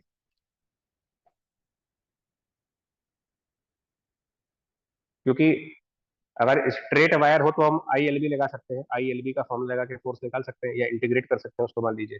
इसमें कैसे करेंगे? तो जहां पर ये इस टाइप की कोई प्रॉब्लम फंस रही है, मान लीजिए कि हम फोर्स नहीं निकाल पा रहे हैं, मान लीजिए किसी वजह से हम फोर्स कैलकुलेट नहीं कर पा रहे, क्योंकि फोर्स तो आएगा जब इसको छोड़ेंगे रेस्ट पे, तो ये नीचे स्लाइड करेगा। स्लाइड, अच्छा ये भी एक और चीज है कि ये स्लाइड करेगा कि रोटेट करेगा, ये भी एक मुद्दा फंसेगा। मान लीजिए कि रिंग रोल करके नीचे आएगी या स्लाइड करके नीचे आएगी। फ्रिक्शनलेस सरफेस पे रखा गया है इसको, सो फ्रिक्शनलेस है, टॉर्क जनरेट होगा नहीं सेंटर ऑफ मास के अबाउट, तो स्लाइडिंग मोशन ही होगा इसका। स्लाइडिंग मोशन से EMF आएगा, EMF की वजह से करंट आएगी। प्रॉब्लम हमारे साथ है कि हम फोर्स नहीं निकाल पाएंगे इसका, और निकालेंगे भी तो बहुत लंबा प्रोसेस हो जाएगा। तो यहां पर क्या काम करेंगे? एनर्जी कंजर्वेशन पे जाइए। लेंज लॉ का एप्लीकेशन एनर्जी कंजर्वेशन। मतलब अगर हम ये मान लें कि t सेकेंड्स के बाद वेलोसिटी की वैल्यू v है, मान लेते हैं t सेकेंड्स के बाद इसकी वेलोसिटी v है, ऑब्वियस सी बात है इंक्लाइंड प्लेन के अलोंग ही होगी। डायरेक्शन ऑफ वेलोसिटी ऑब्वियस है कि वो इंक्लाइंड प्लेन के अलोंग जाएगी। t सेकेंड बाद वेलोसिटी v मान लेते हैं और इंड्यूस करंट I मान लेते हैं। Induce current is small I। t seconds बाद वेलोसिटी v मान लेते हैं, इंड्यूस करंट I मान लेते हैं। ये सब करके देखिए, सारी एनर्जीज के बारे में दिमाग लगाएं इसमें कि कौन कौन से एनर्जीज हैं यहाँ पर।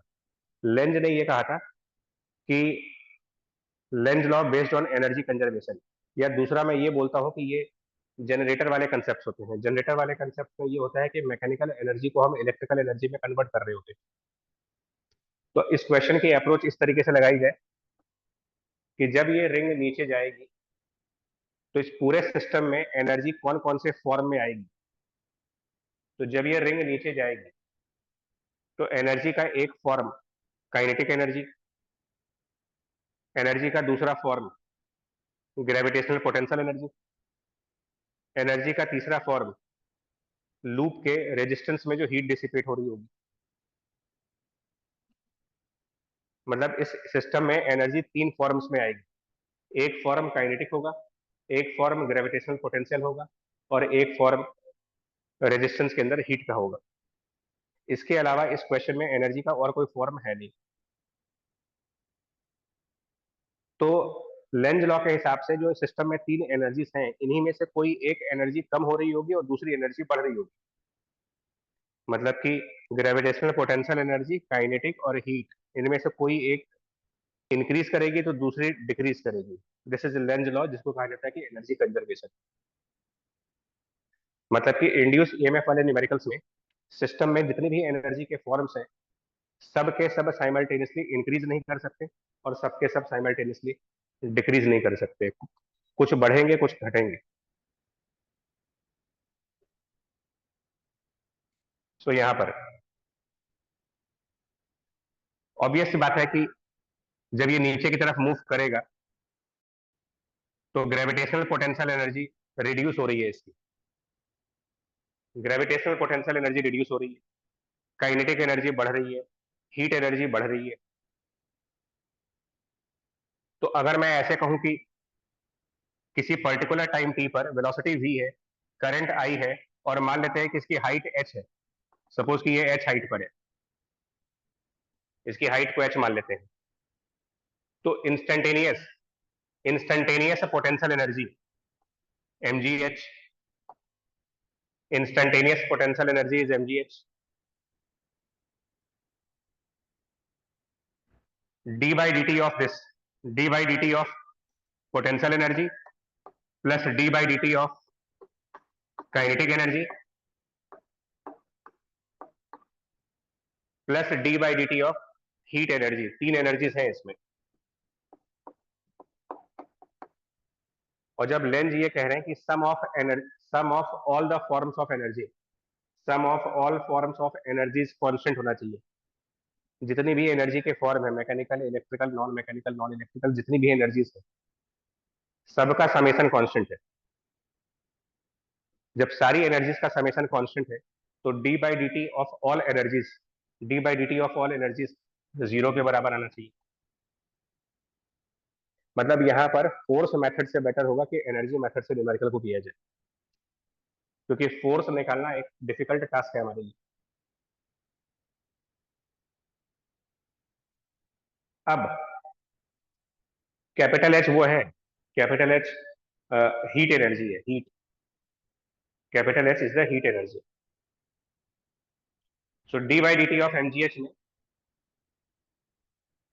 अब इन डेरिवेटिव्स की वैल्यूज निकालते हैं। यानी सर हर बार फोर्स मेथड काम नहीं करेगा। मेन मुद्दे पे आइए कि हम क्या बोलना चाह रहे हैं। सोल्यूशन और मैथमेटिक्स तो हम बाद में भी देख लेंगे। अप्रोच फोर्स मेथड से जाना है या फिर एनर्जी मेथड से जाना है। और दो ही तरीके के अप्रोच हैं, या तो क्वेश्चन फोर्स वाले तरीके से सॉल्व होगा या क्वेश्चन एनर्जी मेथड से सॉल्व होगा। अगर आपको लग रहा है कि फोर्स निकालना आसान है तो फोर्स से करिए, और लग रहा है कि फोर्स निकालना मुश्किल है तो फिर एनर्जी मेथड से करिए। mg कॉमन कर देंगे और dh बाई dt, इस पे भी ध्यान देते हैं कि dh बाई dt क्या लिखोगे आप। mg common, now it will be dh by dt। तो what is dh by dt? dh by dt क्या होगा यहाँ पर? ये जो वेलोसिटी v लिख रहे हो आप, ये इंक्लाइंड प्लेन के अलोंग है। dh बाई dt मतलब rate of change of vertical distance. That means ये वेलोसिटी का वर्टिकल कंपोनेंट, क्योंकि जो हाइट चेंज हो रही होगी ये वेलोसिटी के वर्टिकल कंपोनेंट से चेंज हो रही होगी। सो mg dh by dt component of the velocity in vertical direction, जो कि v sin थीटा है। एंड हाइट रिड्यूस हो रही है, यहाँ पर हाइट कम हो रही है, तो dh by dt एक negative value. Now second term half M V square को डिफरेंशिएट करते हैं। हाफ एम वी स्क्वायर को टाइम के रिस्पेक्ट में डिफरेंशिएट करेंगे जब, तो दिस इज एम वी, और एक इसमें dv by dt आ जाएगा, M V dv by dt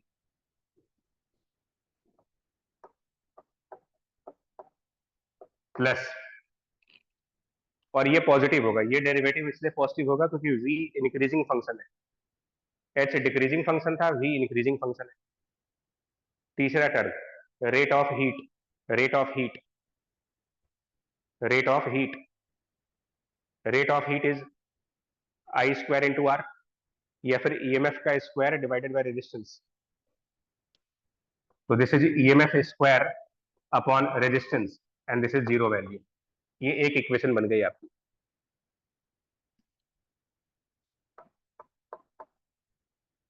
एक इक्वेशन बन गई। अब हमारा टास्क ये है, देखें फोर्स मेथड कॉम्प्लिकेट था, एनर्जी मेथड से हमारा आंसर आने वाला है। सो अब हमारे को बचा है ईएमएफ निकालना है। अगर हम किसी तरीके से ईएमएफ निकालना है तो वेलोसिटी और टाइम की डिफरेंशियल इक्वेशन तैयार है। वेलोसिटी टाइम में एक डिफरेंशियल इक्वेशन बन रही है, मामला फंसा हुआ है इसमें ईएमएफ में। ईएमएफ निकालने के लिए फैराडेज लॉ यूज करेंगे। फॉर ईएमएफ इसका फैराडेज लॉ यूज करें तो ईएमएफ ऐसे निकाल सकते हैं कि EMF is rate of change of flux. Flux के लिए अब यहाँ पर स्मॉल वर्ड का यूज करेंगे। स्मॉल है तो इतने एरिया के लिए मैग्नेटिक फील्ड ऑलमोस्ट कांस्टेंट मान सकते हो। स्मॉल होने की वजह से ये एरिया छोटा मान करके मैग्नेटिक फील्ड के वेरिएशन को इग्नोर कर सकते हैं। मैग्नेटिक फील्ड का वेरिएशन इग्नोर कर सकते हैं बिकॉज ऑफ स्मॉल साइज, और फ्लक्स बी इंटू ए से निकाल सकते हैं। Magnetic field multiplied by the area, magnetic field into area से फ्लक्स निकालेंगे, उसका differentiation EMF D phi by D T. तो this is area multiplied by dB by D T, area multiplied by dB by D T. Now dB by D T, dB by D T हम यहां से निकालेंगे। dB by D T वो magnetic field की जो equation दी है उससे निकालेंगे। dB बाई डी टी जब निकालोगे आप तो उसमें एक टर्म आएगा बी नॉट, एक टर्म आएगा अल्फा, और एक टर्म आएगा dx by D T. dB by D T निकालेंगे, then it is B not alpha dx by D T. अब dx बाई डी टी को क्या रखोगे? So dx by D T velocity नहीं है यहाँ, बिकॉज x हॉरिजॉन्टल डायमेंशन में चल रहा है, वेलोसिटी इंक्लाइन प्लेन के अराउंड है। So dx by D T ये v के बराबर नहीं होगा। dx by D T velocity का हॉरिजॉन्टल कंपोनेंट होगा, एंड सो ये वैल्यू आएगी pi R square B not alpha dx by D T v cos theta. थोड़ा भी अगर हमारा कंसंट्रेशन बिगड़ा यहाँ पर, क्योंकि हमारा जनरल हैबिट है dx बाई डी टी मतलब वेलोसिटी, बगैर ये एनालाइज किए कि जो वेलोसिटी और x सेम डायरेक्शन में है भी कि नहीं है।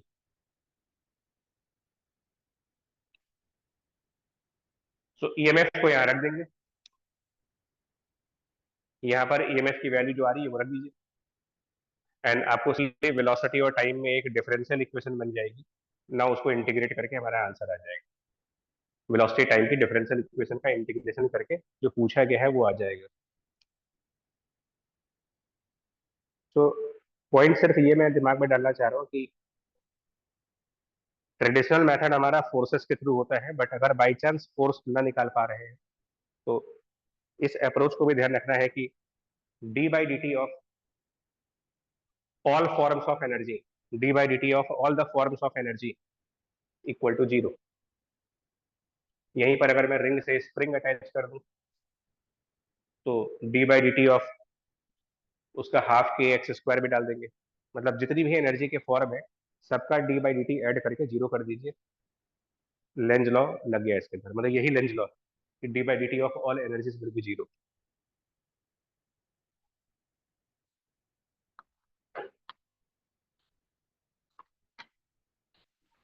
Sir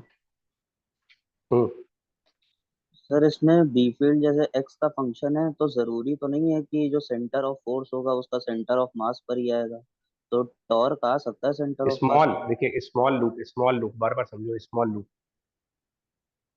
okay sir. मतलब लूप का मैं इसीलिए उस वर्ड को अलग से लिखा है मैंने, इसकी इंपॉर्टेंस है। अगर ये लूप का साइज स्मॉल नहीं होगा तो ये बहुत ही कॉम्प्लिकेटेड क्वेश्चन हो जाएगा, बहुत ज्यादा कॉम्प्लिकेटेड, क्योंकि फोर्स हम निकाल पाएंगे नहीं।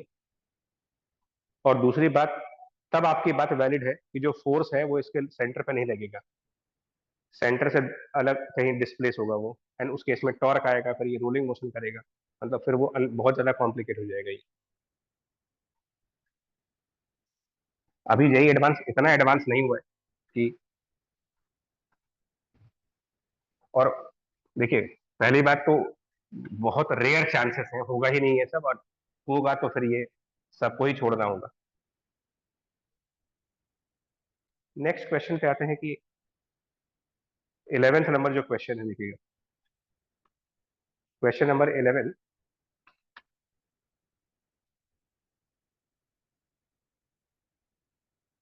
क्वेश्चन नंबर 11 में लॉन्ग वायर दिया गया, लूप दिया गया है, उसका रेडियस प्रोवाइड किया गया है ए, और इसकी एक वेलोसिटी दी गई है v।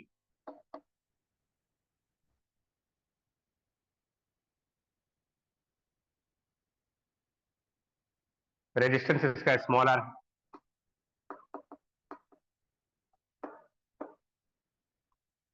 अगर हम इसकी लैंग्वेज को पढ़े, पहले लैंग्वेज को इसलिए पढ़ना है, देखिए इसमें भी स्मॉल वर्ड लिखा है, मतलब ये लूप स्मॉल है। एक्चुअली क्या होता है कि सर्कुलर ज्योमेट्री जब होती है तो जानबूझ करके स्मॉल दे देते हैं, रेक्टेंगल वाले में स्मॉल नहीं देते हैं, क्योंकि रेक्टेंगल में डिफरेंशियल एरिया लेना इजी है। अगर ये रेक्टेंगल होता तो हम dx की एक स्ट्रिप बनाते और dx की स्ट्रिप का फ्लक्स निकाल के इंटीग्रेट कर देते उसे। प्रॉब्लम सर्कुलर ज्योमेट्री में आई, क्योंकि इसमें अगर आप स्ट्रिप बनाओगे तो सारी स्ट्रिप्स सेम हाइट की नहीं बनेगी, मतलब इंटीग्रेशन कॉम्प्लिकेट हो जाएगा हमारा। एंड इसीलिए जानबूझ करके वो लोग स्मॉल स्मॉल लूप डाल देते हैं, सर्किल वाले में जानबूझ करके स्मॉल कर देते हैं, जस्ट मैथमेटिक्स अवॉइड करने के लिए। अब जैसा इन्होंने कहा है कि ये जो लूप है इसमें एक कांस्टेंट पावर जनरेट हो रही है, इस लूप को मूव करने पर इसमें कांस्टेंट पावर आ रही है, तो बताइए इसकी वेलोसिटी और एक्स में क्या रिलेशन है। मतलब ये डिस्टेंस एक्स है मान लेते हैं, सो वी और एक्स में क्या रिलेशन होना चाहिए जिससे कि इसमें जो पावर है वो कांस्टेंट जनरेट हो, कांस्टेंट पावर जनरेट हो। ये हमारा क्वेश्चन है।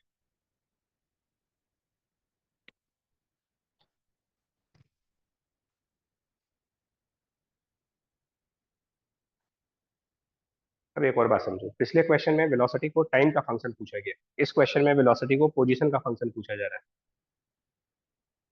वेलोसिटी टाइम फंक्शन में, अगर वेलोसिटी टाइम फंक्शन है तो क्वेश्चन को सॉल्व करने के दो ही अप्रोचेस हैं, एनएलएम काइनेमेटिक्स या फिर एनर्जी मेथड, जो भी डिस्कस हुआ है। अब क्वेश्चन है कि वेलोसिटी और पोजीशन में क्या फंक्शन है।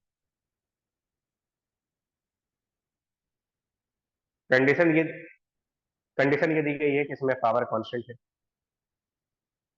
तो इसमें देखिए, इसमें अब आप वो डिफरेंशिएशन एंड ऑल पे मत जाइएगा, क्योंकि डिफरेंशिएशन जो मेथड दिया था अभी पीछे वो टाइम के साथ निकालना है तो करिए,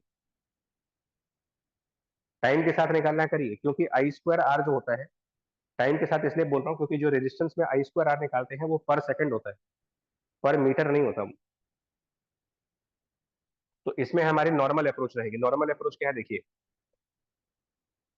इसमें पावर निकालनी है मुझे, तो पावर निकाल लेते हैं। पावर इक्वल टू ईएमएफ का square upon resistance. So basically EMF निकालना है आपको, ईएमएफ निकाल लेंगे तो आंसर आ जाएगा। ईएमएफ फैराडेज लॉ से आएगा, फिर वही मेथड, स्मॉल कहा गया है तो इसका area multiplied bye dB by D T, area into dB by D T, और जो बी है वो एक्स का फंक्शन होगा, क्योंकि ये लॉन्ग वायर है तो magnetic field mu not I not upon 2 pi x. तो इसमें डीबी बाई डी टी आराम से निकाल सकते हैं। जब डीबी बाई डी टी निकालेंगे तो उसमें डीएक्स बाई डी टी का टर्म आएगा, डीबी बाई डी टी निकालने में डीएक्स बाई डी टी आएगा। अब की बार आप डीएक्स बाई डी टी को भी लिख सकते हो, DX by D T and V लिख सकते हैं, क्योंकि दोनों सेम डायमेंशन में है, एक्स और वी सेम डायमेंशन में है। तो now DX by D T equal to V, and easily answer आ जाएगा आपका। मतलब इसमें सिर्फ इतना ही करिए।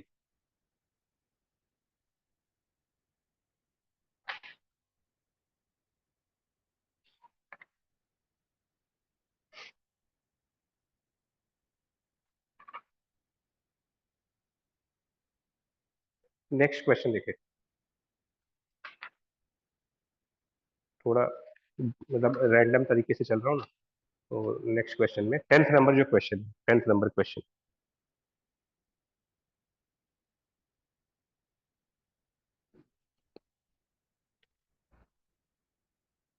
मैं ये बार बार बोलता हूँ कि जेई एडवांस क्वेश्चन के 2 3 4 बार पढ़ने पर उनके आंसर्स मिलने स्टार्ट हो जाते हैं कि क्या चाहते हैं वो लोग। 10th नंबर क्वेश्चन में फिगर मैं बनाऊंगा नहीं क्योंकि बड़ा अजीब सा है वो, बट आपको वर्बली समझा दे रहे हैं। इस क्वेश्चन में इन्होंने ये कहा है कि दो सिलेंड्रिकल क्वाइल्स हैं, दो सिलेंड्रिकल क्वाइल्स, और जो फिगर बनी है उसके हिसाब से दोनों क्वाइल में करंट सेम डायरेक्शन में। फिगर जो बनाई है वो थोड़ा सा इस तरीके से बनाई है कि दो सिलेंड्रिकल क्वाइल्स है, जिसमें उन्होंने कहा है कि वो सेम लेंथ के हैं, सेम रेडियस के भी है, सेम लेंथ सेम रेडियस, और को एक्सियल मतलब एक्सिस कॉमन है उनकी। जो फिगर बनी है उसके हिसाब से दोनों में करंट सेम डायरेक्शन में चल रही है। एक कॉइल का सेल्फ इंडक्टेंस L1 है, दूसरे कॉइल का सेल्फ इंडक्टेंस L2 है, तो इनका कंबाइंड सेल्फ इंडक्टेंस क्या होगा। मतलब मोटा मोटा दिखाए फिगर तो रफली कुछ ऐसा फिगर है ये।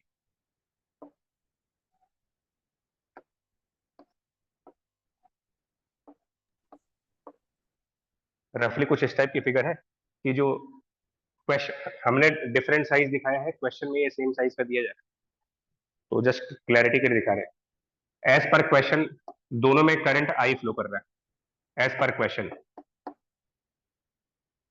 इसमें से एक कॉइल का सेल्फ इंडक्टेंस L1 है, दूसरी कॉइल का सेल्फ इंडक्टेंस L2 है,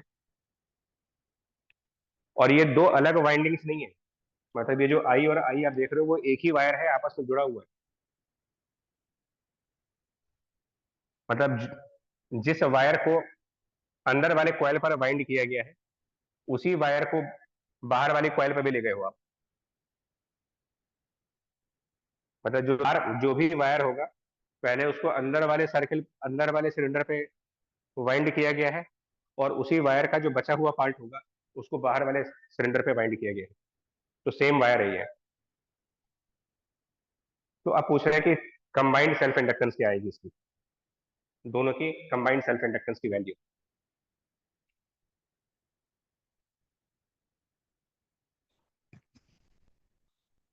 combined self inductance of them क्या बनेगा। देखिए जब इस क्वेश्चन में ये कहा है, थोड़ा सा कंसेप्चुअल क्वेश्चन है ये। इस क्वेश्चन में बहुत अजीब तरीके से लैंग्वेज लिखी गई है। वो कह रहे हैं कि दोनों सिलेंडर्स सेम लेंथ के हैं, दोनों सेम रेडियस के भी हैं। जब सेम लेंथ के हैं और सेम रेडियस के हैं और उसके बाद कह रहे हैं कि सेल्फ इंडक्टेंस L1 L2 है, तो ये पॉसिबल कैसे हुआ हो। क्योंकि थियोरेटिकल बात की जाए तो सेल्फ इंडक्टेंस किन चीजों पर डिपेंड करता है। किसी भी कॉइल के लिए जब सेल्फ इंडक्टेंस की हम बात करते हैं, सेल्फ इंडक्टेंस डिपेंड्स ऑन, इसके बारे में थियोरेटिकली बताया गया है कि self inductance depend upon geometry.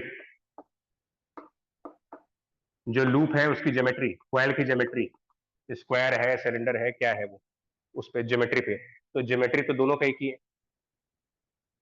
दोनों ही सिलेंडर हैं, दोनों सेम साइज के हैं, सेम लेंथ के हैं, तो सब कुछ कॉमन हो गया। इसके बाद एक और बात कही गई थी कि self inductance also depends upon number of turns.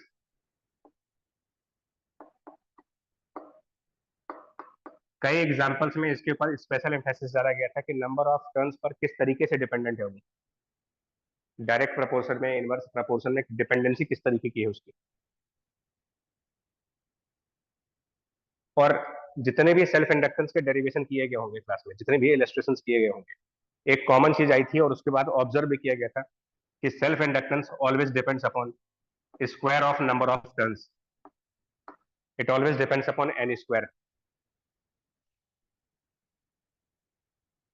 चाहे सेल्फ इंडक्टेंस ऑफ सोलेनोइड का एग्जांपल देख लें, सेल्फ इंडक्टेंस एक स्मॉल कॉइल का देख लें, डोनट कॉइल का देख लें, जितने भी कॉइल के सेल्फ इंडक्टेंस क्लासरूम में डिराइव हैं वो सब एन स्क्वायर पे डिपेंडेंट है।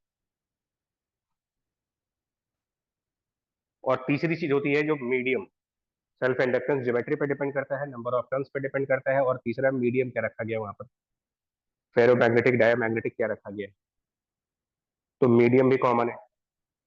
यानी कि अगर L1 L2 इनके सेल्फ इंडक्टेंस है, यानी कि दोनों के सेल्फ इंडक्टेंस अगर अलग अलग दिए जा रहे हैं, तो क्लियरली उनके नंबर ऑफ टर्न्स में फर्क रहा होगा, क्योंकि बाकी और कोई वजह दिख नहीं रही है। Geometry wise they are identical, medium wise they are identical, only difference can be in the number of turns, that's why वो L1 L2। सो अब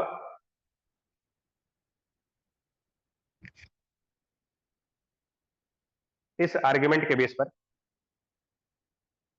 हम लोग ये मान सकते हैं कि जो L1 है that is some constant value into N1 square. वो जो कांस्टेंट है वो ज्योमेट्री के हिसाब से आया होगा कुछ, और ऐसे ही L2 को मान सकते हैं the some constant value into N2 square. जब दोनों सिलेंडर्स को आपस में अटैच कर दिया गया और कहा गया कोएक्सियल है, कोएक्सियल का मतलब सिलेंडर उतनी ही लेंथ का रहा। अगर एंड टू एंड जोड़ा होता है कि एक सिलेंडर के बाद अगला सिलेंडर स्टार्ट करते तो सीरीज में तो जोड़ नहीं रहे इनको। सो दैट मीन्स कि दोनों सिलेंडर्स के कंबाइन होने के बावजूद भी लेंथ वही है, दोनों सिलेंडर ऑलमोस्ट सेम रेडियस के हैं, ऑलमोस्ट सेम रेडियस के हैं। इसका मतलब रेडियस में भी कोई फर्क नहीं आया, यानी कि दोनों सिलेंडर्स के मिलने के बाद ज्योमेट्री में फिर भी कोई फर्क नहीं आया। सिंगल सिलेंडर की ज्योमेट्री और दोनों सिलेंडर के अटैच होने के बाद ज्योमेट्री कॉमन है, कोएक्सियल तरीके से अटैच किया गया इनको। So no change in geometry, no change in this constant. But दोनों सिलेंडर को आपस में जब जोड़ोगे तो number of turns N1 plus N2 हो जाएंगे। दोनों दोनों वाइंडिंग्स को जब आपस में जोड़ा गया होगा तो now total number of turns N1 plus N2 हो गए, एंड इसलिए L फाइनल जो होगा that is constant into N1 plus N2 whole square, final L जो आएगा। इसको जब ओपन करेंगे तो ये k times N1 square plus k times N2 square plus 2 times of k N1 N2। ये कहानी कुछ वैसी हो जाती है जैसे इंटरफेरेंस में दो वेव I1 और I2 इंटेंसिटी के जोड़े गए तो रिजल्टेंट इंटेंसिटी का फॉर्मूला।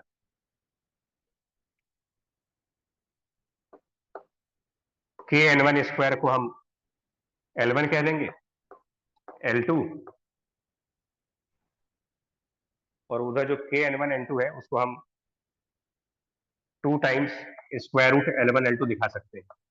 वो अपने आप वेरीफाई कर सकते हैं कि L1 और L2 का स्क्वायर रूट लेंगे तो यही चीज आ जाएगी। So this is the total self inductance. एक एक वर्ड्स की इंपॉर्टेंस है कि कोएक्सियल है, सेम साइज के हैं, ज्योमेट्री चेंज नहीं हो रही है, कांस्टेंट चेंज नहीं होगा, L N स्क्वायर पे डिपेंड करता है, N चेंज हो जाएगा, N1 प्लस N2 हो जाएगा, एंड दैट्स वाई ये आंसर आ जाएगा इसका।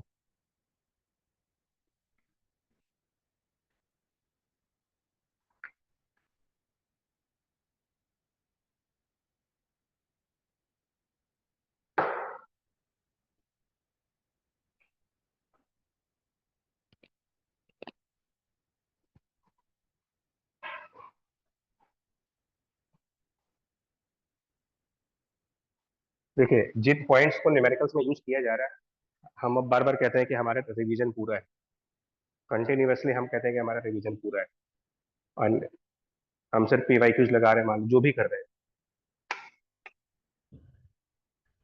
जो भी क्वेश्चन आपके सामने दिए जा रहे हैं ये हो चाहे PYQs हो, कभी भी ध्यान से देखोगे तो उनमें थ्योरी के ही कुछ पॉइंट्स को यूज किया जा रहा है, जिसमें हम नॉर्मली, क्योंकि हम ज्यादातर फॉर्मूलेस पे ध्यान रखते हैं कि फॉर्मूला ये है इसका। जब मैंने स्टार्ट किया था work by battery against EMF तो वो उसी डेरिवेशन से निकल के आया है जो डेरिवेशन हमने हाफ LI स्क्वायर के लिए करी हुई है क्लास। बस ठीक है कि डेरिवेशन में वो चीज ऑब्जर्व नहीं कर पाए एंड वहां से क्वेश्चन बन गया हमारा। अभी जो क्वेश्चन कंप्लीट किया है इसमें जितनी भी बातें बताई गई हैं सबकी सब बातें नोट्स में लिखी हुई है हमारे, हर एक चीज नोट्स में लिखी हुई है, बट हम नहीं समझ पा रहे हैं उसको। मान लीजिए कि सेल्फ इंडक्टेंस कंबाइंड पूछा जा रहा है तो ये किस डायरेक्शन में जाना है मेरे, मतलब डायरेक्शन ही नहीं समझ में आ रही कि जाए किस डायरेक्शन में। अब जैसे हम 9th क्वेश्चन की बात कर रहे हैं, आपको डायरेक्शन कैसे देखनी होती है कि हम इस क्वेश्चन में क्या करें। अब इसमें इन्होंने एक LC सर्किट बनाया,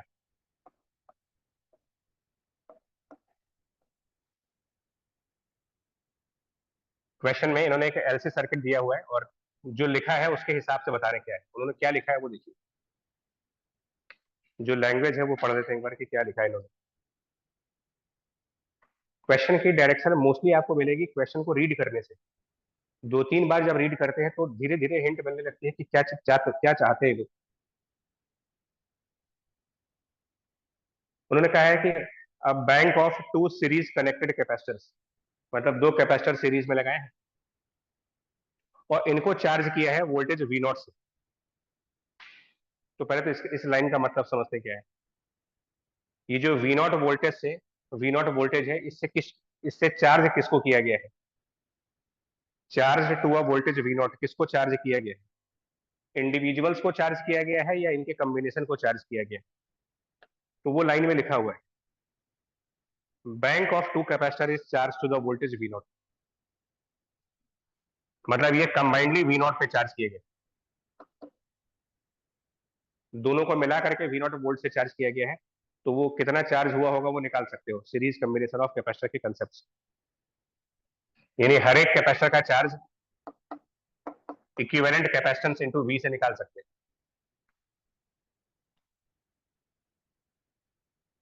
उसके बाद इनको एक इंडक्टर से कनेक्ट कर दिया गया, मतलब कैपेसिटर्स को चार्ज करने के बाद इंडक्टर से कनेक्ट कर दिया गया। एक एलसी सर्किट तैयार हो गया। एलसी सर्किट मतलब ऑसिलेशन स्टार्ट हो गई। कुछ टाइम के बाद ये वाला कैपेसिटर ब्रेक डाउन कर गया। आफ्टर सम टाइम एक कैपेसिटर का ब्रेक डाउन हो गया। ब्रेक डाउन होने का मतलब डाइलेक्ट्रिक ब्रेकडाउन। डाइलेक्ट्रिक ब्रेकडाउन का मतलब अब ये एक ऑर्डिनरी कंडक्टर बन गया। ऑर्डिनरी कंडक्टर बनने का मतलब इसका रेजिस्टेंस 0 हो गया।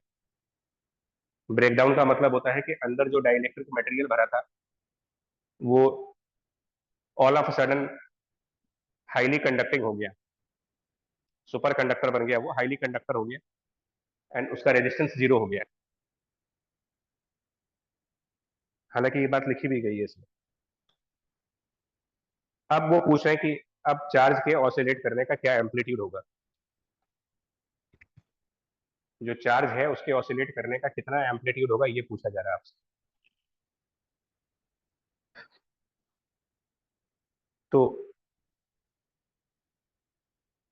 फंडामेंटल अप्रोचेस क्या होती है वो देखिए। हम एलसी सर्किट के जो बेसिक प्रॉपर्टीज है वो उसको पहले जाते हैं कि एलसी सर्किट की मेन बातें क्या थी।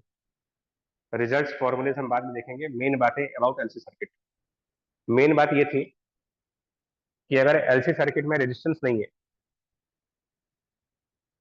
तो ये कहा जाता था कि उसकी जो टोटल एनर्जी होगी, टोटल एनर्जी मतलब जो एनर्जी कैपेसिटर में है और जो एनर्जी इंडक्टर में है उनका जो सम होगा वो किसी भी टाइम पर कंजर्व होना चाहिए। Any time total energy must be conserve. अगर रेजिस्टेंस नहीं है सर्किट में तो रेजिस्टेंस होने पर डैम्पिंग होती है। रेजिस्टेंस नहीं है, कंप्लीट एनर्जी जो बिगिनिंग में होगी आगे भी उतनी ही एनर्जी होगी।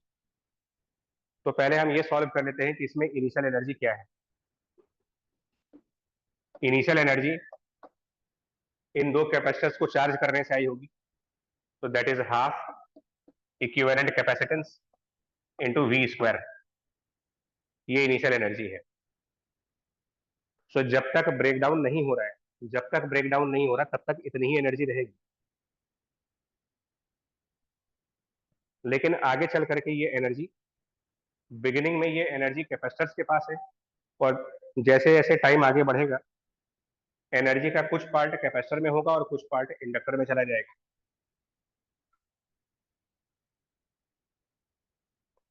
क्योंकि ये ऑसिलेशंस हो रहे हैं तो चार्ज और करंट साइनसॉइडल फंक्शंस होंगे, साइन एंड कॉस के फंक्शंस आएंगे। वो चार्ज जो होगा, चार्ज एंड करंट, इनमें एक और बात थी कि 90 डिग्री का फेज डिफरेंस चलता है इनके बीच में। मतलब अगर चार्ज कॉस का फंक्शन होगा तो करंट साइन का फंक्शन आएगा। तो ये कैसे डिसाइड करेंगे कि कौन सा कॉस का फंक्शन होगा कौन साइन का फंक्शन होगा। सो टाइम जीरो से स्टार्ट करिए। टाइम जीरो पर कौन सी क्वांटिटी नॉन जीरो है इसमें से, चार्ज और करंट में से कौन सी वैल्यू नॉन जीरो है। तो जब हमने इस एलसी सर्किट को प्रिपेयर किया है तो कैपेसिटर्स में चार्ज है, मतलब कि चार्ज बिगिनिंग में जीरो नहीं है, तो it can not be the sine function, क्योंकि साइन फंक्शन स्टार्ट करेगा जीरो से। कॉस फंक्शन स्टार्ट करता है अपने मैक्सिमम वैल्यू से ग्राफ के हिसाब से। सो चार्ज का फंक्शन कॉस का होना चाहिए। दैट मीन्स इसकी वैल्यू हम लिखेंगे Q maximum cos omega T.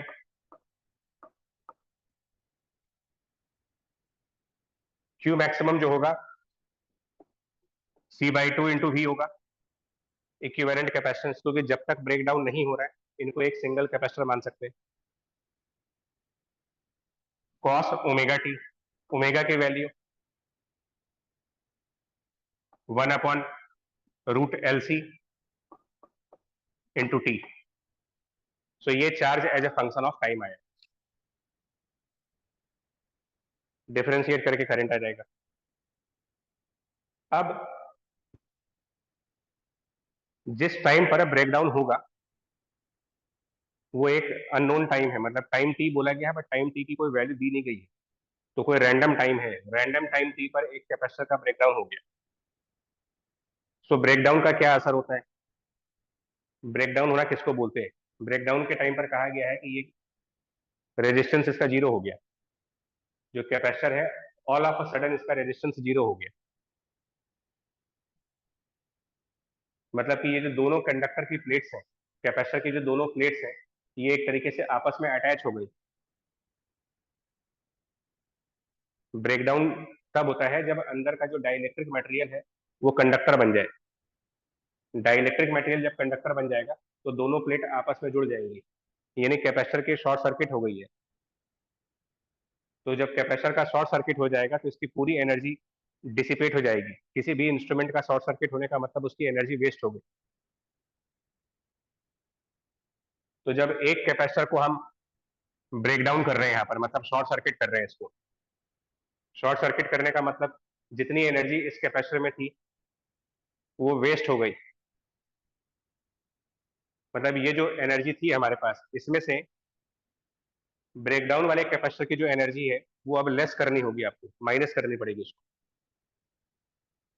तो ब्रेकडाउन के बाद जो एनर्जी बचेगी आफ्टर ब्रेकडाउन,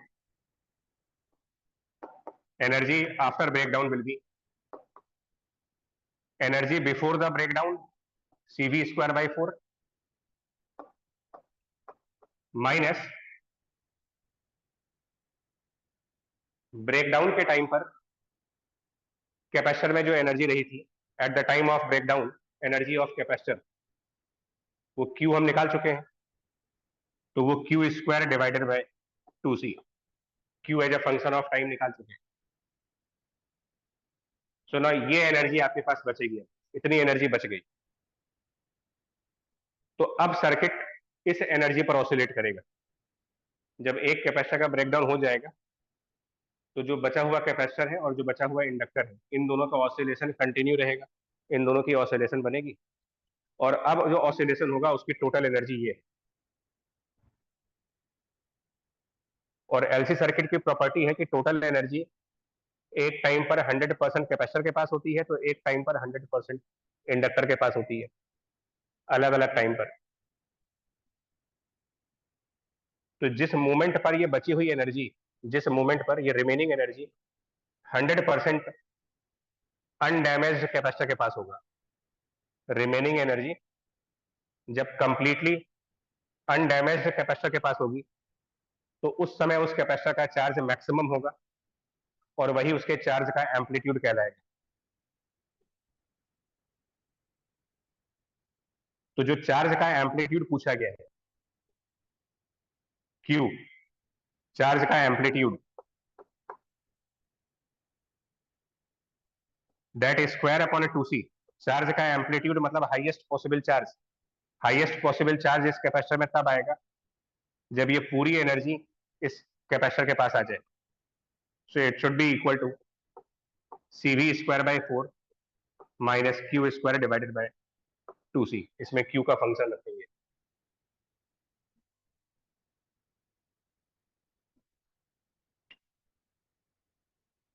मतलब हम जितना फिजिक्स के बेस पे सोचेंगे तो हमको आंसर्स मिलते चले जाएंगे। इसमें फिजिक्स के कौन कौन से रूल्स लगाए जा सकते हैं, फिजिक्स के कौन कौन से प्रिंसिपल्स लगाए जा सकते हैं, तो हमें कहीं ना कहीं डायरेक्शंस मिलने के चांसेस बन जाते हैं। अगर हम सिर्फ मैथमेटिकली सोचेंगे क्वेश्चन को कि इसके बाद कौन सा फॉर्मूला लगाएं, तो हो सकता है कि हम फंस जाए। अगर हम उसमें फिजिकल फिनोमेना ढूंढें, फिजिकल फिनोमेना का मतलब ब्रेकडाउन का क्या असर होगा, चार्ज कैपेसिटर को इंडक्टर से जोड़ने पे क्या होता है, तो अगर उसके अंदर फिजिक्स सर्च करोगे तो आपको आंसर मिलते चले जाएंगे। अच्छा, ऑसिलेशन होगी, फिर ये एनर्जी कंजर्व होगी, ये सब चीजें, तो अपने आप स्टेप अगले स्टेप मिलते चले जाएंगे। बट अगर हमारी अप्रोच ये है कि भाई फॉर्मूला कौन सा लगाएं, तो भाई जेई एडवांस फॉर्मूले से नहीं होने वाला है, इतना रियलाइज कर लीजिए कि फॉर्मूले से नहीं होता इसमें। बट जिस चीज से ये होना है, जिस भी कंसेप्ट से न्यूमेरिकल होने हैं, कंसेप्ट से सारे कवर्ड है, तो अप्रोच बदलनी पड़ेगी क्वेश्चंस करने की। एंड पर्टिकुलरली ईएमआई और जो 12th की फिजिक्स है, 12th की फिजिक्स में थोड़ी दिक्कत बढ़ सकती है, क्योंकि 11th की फिजिक्स में ऑलमोस्ट स्टेप्स पता होते हैं कि कौन से न्यूमेरिकल में क्या करना है मेरे को। 12th की फिजिक्स में, स्पेशली ईएमआई चैप्टर में बात करें, ईएमआई चैप्टर में थोड़ा आपको थियोरेटिकल फिजिक्स सोचनी पड़ेगी कि क्या करना होता है।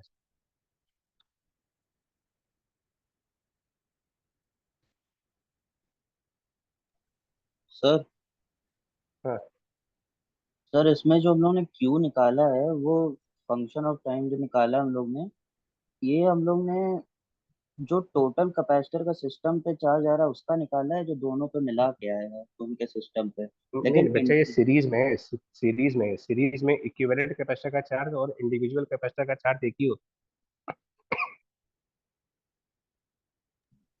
सीरीज यस सर, कॉम्बिनेशन की प्रॉपर्टी याद करिए ना। Yes sir.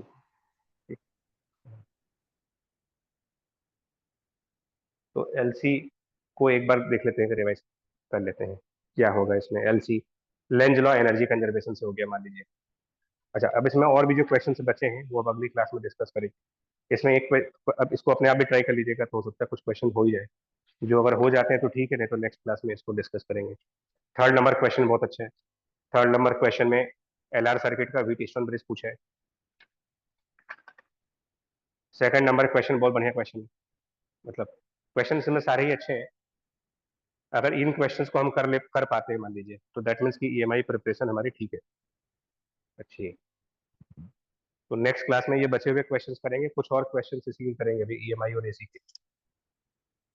उसके बाद एक क्लास और ऐड करेंगे, जो हमें बताया कि सरफेस टेंशन के लिए एक क्लास रिजर्व है, और एक क्लास और प्लान की जा रही है उसके लिए, एरर एंड इंस्ट्रूमेंट्स के लिए।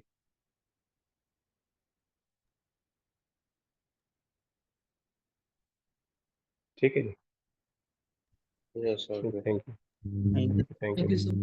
Sure, sir.